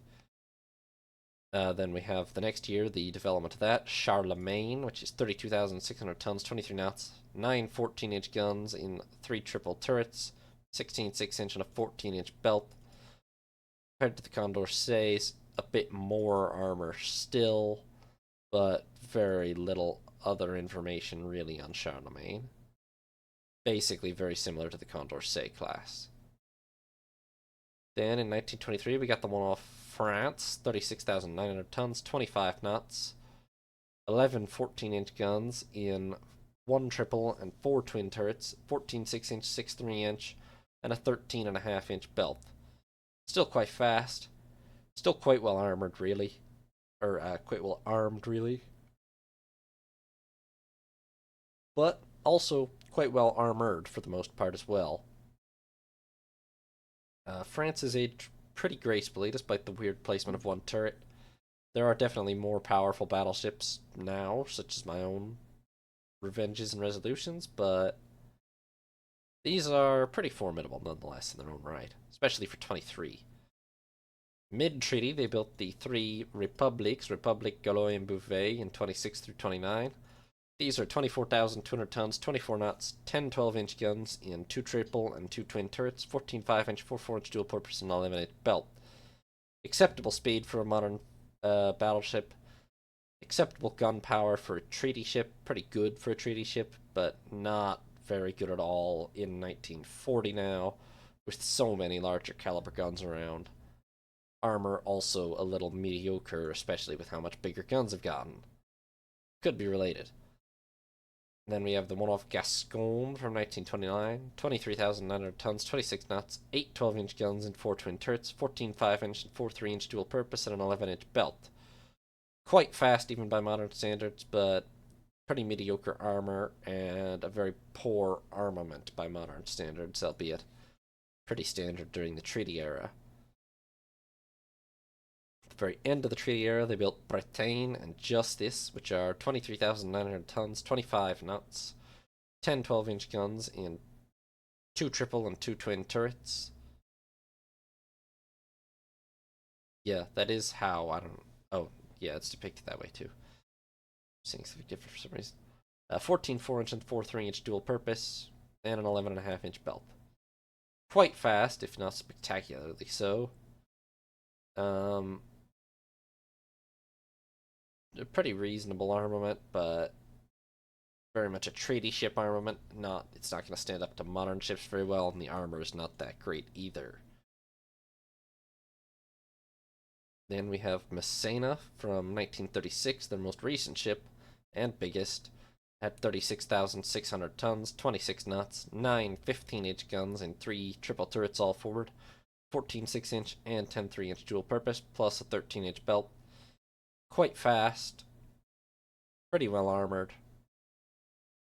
That said, they are quite well armed. The 15-inch guns are still fairly rare on battleships. There haven't been that many post-treaty ships built yet, really. And even once they start to become more common, it'll be acceptable. So, honestly, the speed is pretty good. Very good, really, just not the absolute best. The armament is very good, and the armor is quite good as well. Probably the weakest point, but it depends what the deck is.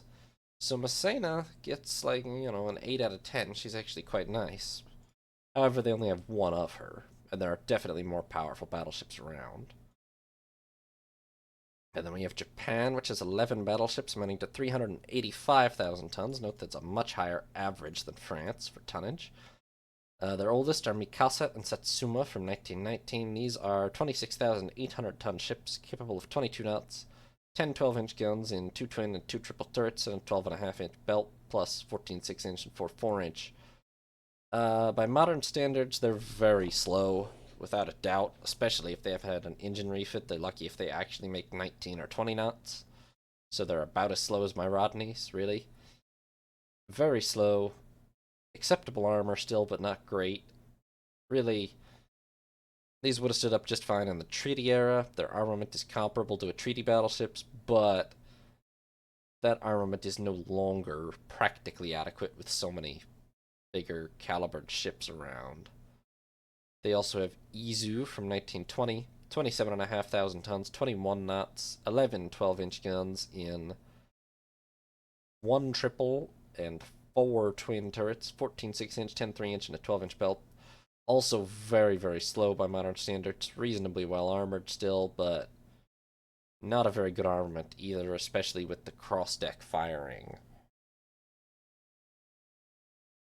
Not absolute. Well, it is hopeless against something with 15 or 16-inch guns, to be clear. It's just gonna really struggle, yeah.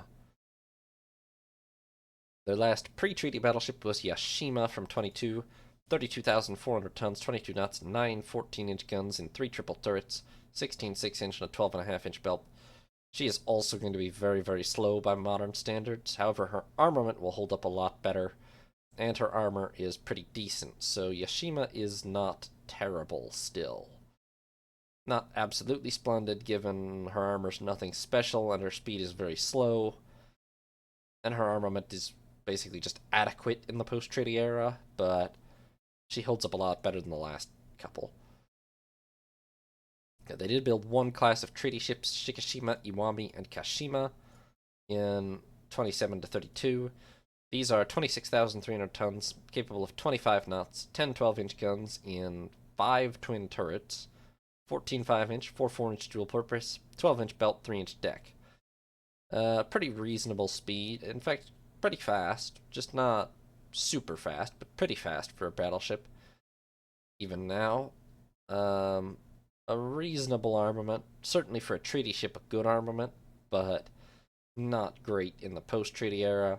Armor is also pretty much bog standard, good but not great stuff, so these are good treaty battleships. They're actually very good treaty battleships, probably, but like all treaty battleships, they're not gonna have a lot of. They're not gonna last very well in the post-treaty era. These, however, will. Immediately after the expiration of the treaty, they built Is, Musashi, and Yamashiro, 33 to 35. These are 51,200-ton battleships capable of 28 knots, armed with 12 16-inch guns in 2 triple and 3 twin turrets, 14 6-inch, 16 4-inch dual purpose, and a 12.5-inch belt.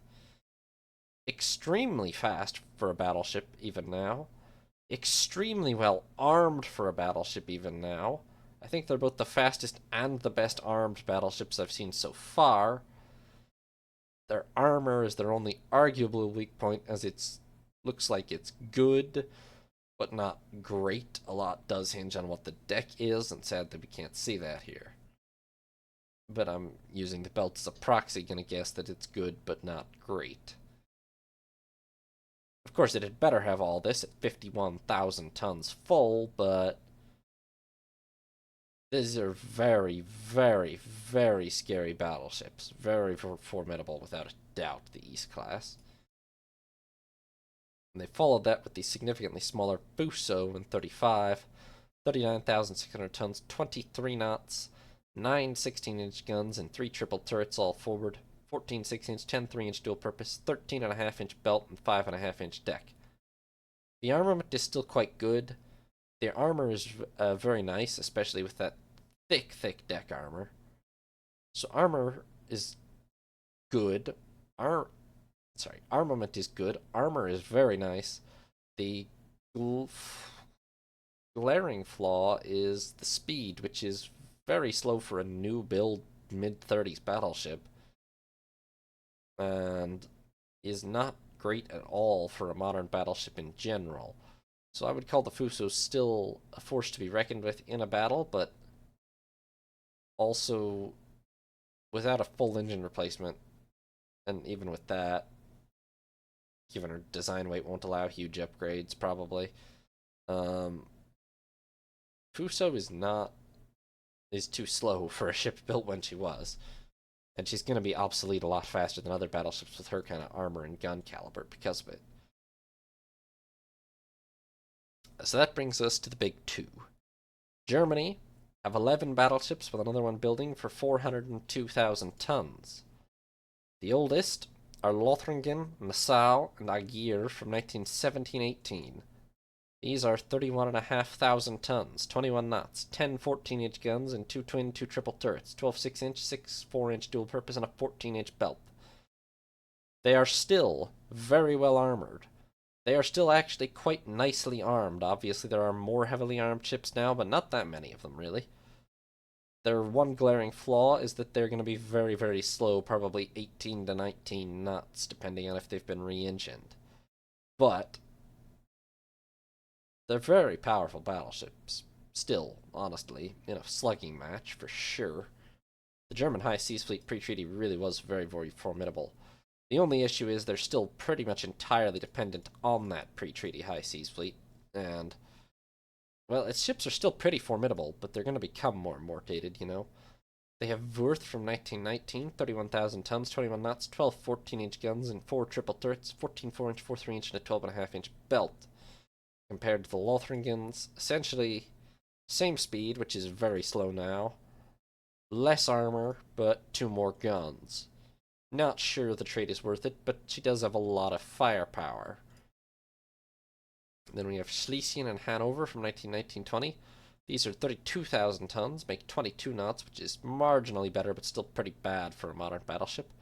10 14-inch guns and 5 twin turrets, 16 6-inch, 2 4-inch, and a 12-inch belt. Speed, as I said, better, but still very bad. Armament, however, still pretty potent, and armor still decent, although not great. So the Silesians also pretty powerful line battleships still. That's followed in 22 by Hessen, which is 32,700 tons, 23 knots, 10 14-inch guns and 5 twin turrets, 16 6-inch, 2 4-inch dual purpose, and a 12-inch belt. Compared to the Silesians, she is almost identical, but basically just slightly faster is what she's accomplished for the most part, yeah. And so also still a pretty decent line battleship. Then we have Kronprinz from 23. We can't open her exact specs, but apparently she's 35,400 tons, makes 24 knots with 10 14-inch guns, 14 6-inch, and torpedo tubes. Okay, well, she has probably the same layout as these, maybe a different one. She's also somewhat heavier and makes 24 knots. 24 knots is actually a respectable speed at that point for a modern battleship, although she's old enough to have lost knots if she hasn't been rebuilt. Secondaries seem fine.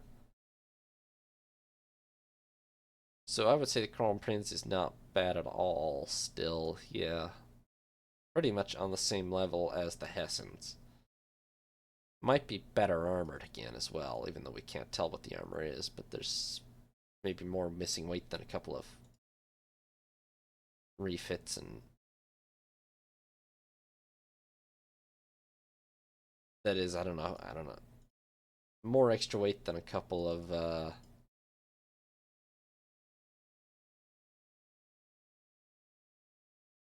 better engines could have accounted for than that 1 knot of speed, I mean. Hard to say, though. Then finally, last the pre-treaty battleships from 23, we have Zaringen and Prinz Regent Leutpold. These are 32,400 tons, 20 knots, 9 14-inch guns and 3 triple turrets, 16 5-inch and 4 3-inch dual purpose, and a 15-inch belt. Exceptionally well armored, even by the pretty high German standards. Quite well armed still as well, although the midships thing is weird. But these are very, very powerful in a slugging match. The big issue is these are only 20 knots, which means they're getting about 17 to 18 now, unless they've been re-engined.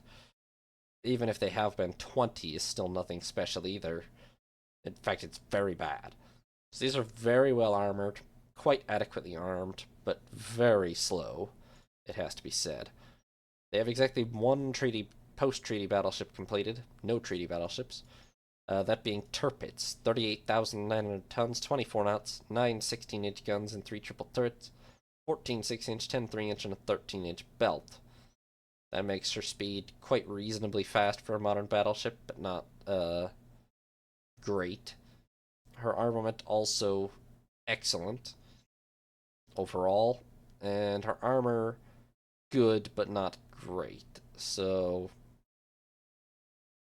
Tirpitz is very powerful, and in terms of firepower, pretty much matches my newest battleships, but is going to lose out a bit on armor and speed for sure. Still not bad at all. And they are building the larger and newer 41,000-ton Schleswig-Holstein now. And that will finally bring us over to the United States, which has 12 battleships with another one building for 471,000 tons. The largest battleship force in the world, just as they have the largest almost everything force in the world, except apparently for heavy cruisers is the sole exception.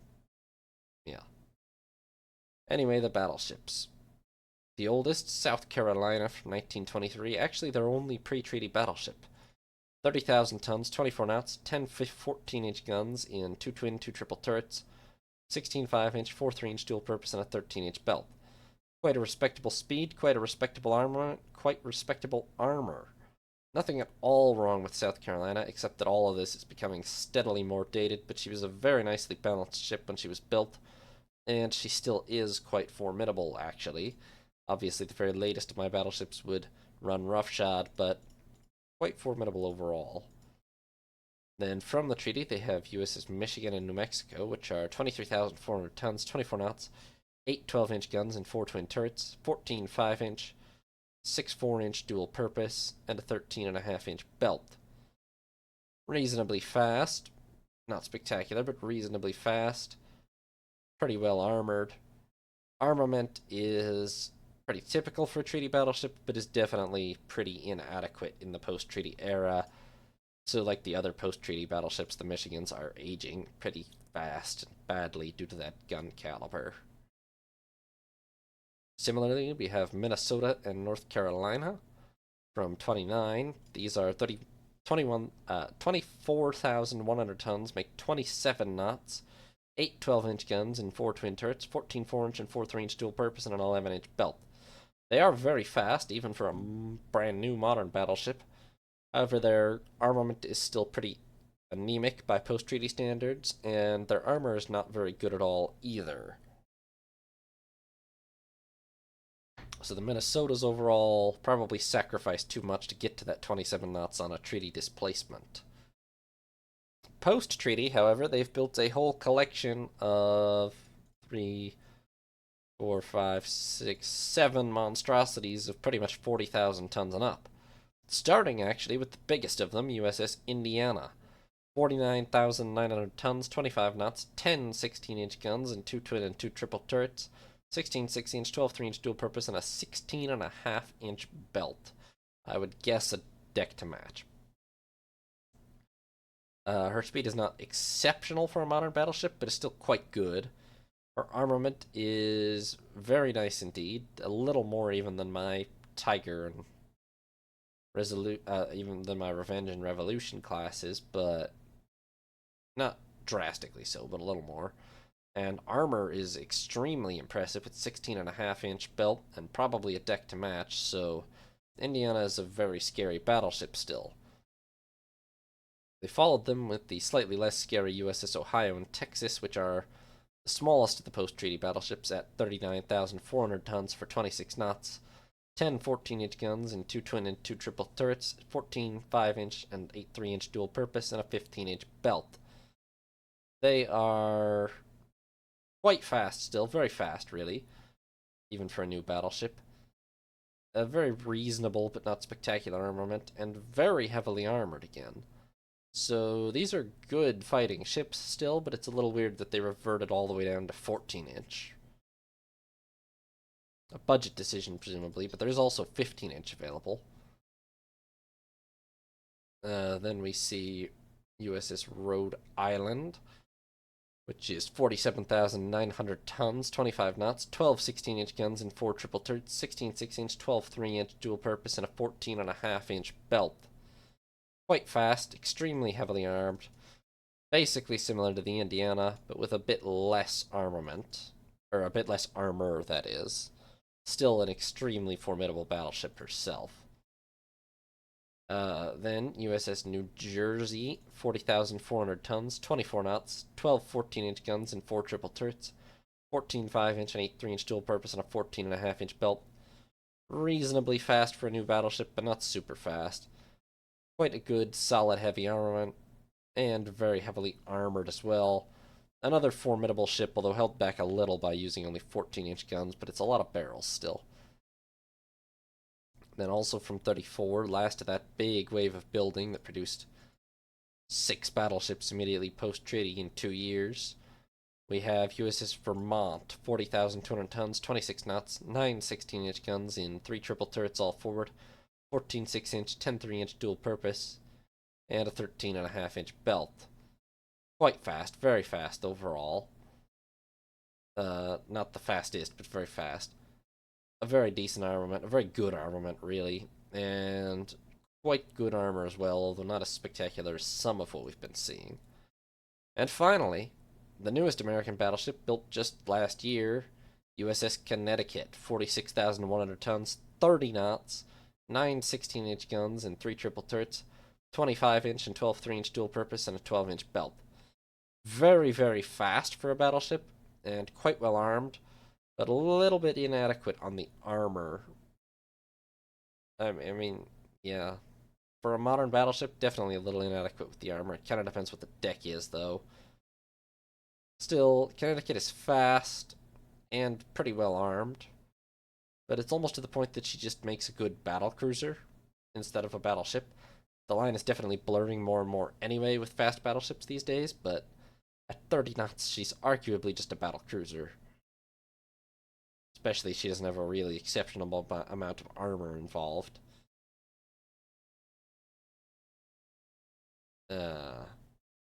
Yeah, hard to tell. It's not a lot of armor. It's really not. So anyway, that, and they're building in North Dakota amounting to 43,000 tons. That is the world's fighting ships. As you can see, still a lot of battleships in service and battle cruisers. Post-treaty, battleships and battle cruisers still kind of few and far between, actually. We have two with two building. I mean, Germany has one. France has one. Russia has one. Okay, the USA has about, what did I just say, 7 and an 8th building, but they are kind of cheating with their economy.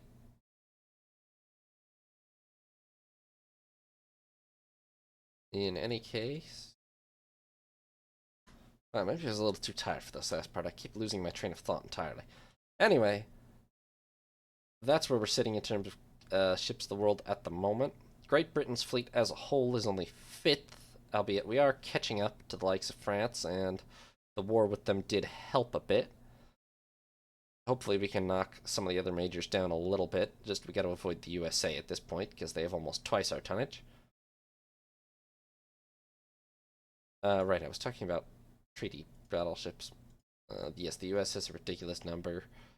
Japan has 3, actually 4, so they're doing quite nicely as well.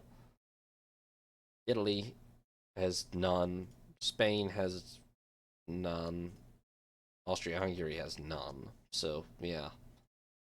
Really only the major powers have a few of them. A total of less than a dozen. Well, not less than a dozen because of the US, but only a little over a dozen post-treaty battleships. And carriers are steadily catching up. There's a lot of 50 to 80 aircraft carriers that are even bigger out there now, but maybe they haven't quite surpassed battleships yet. We will see. Anyway, that is going to do it for this episode of Sea Lord Janda's All the World's Fighting Ships. Hope you enjoyed. Hope you all have a nice day. This is Sea Lord Janda, signing off.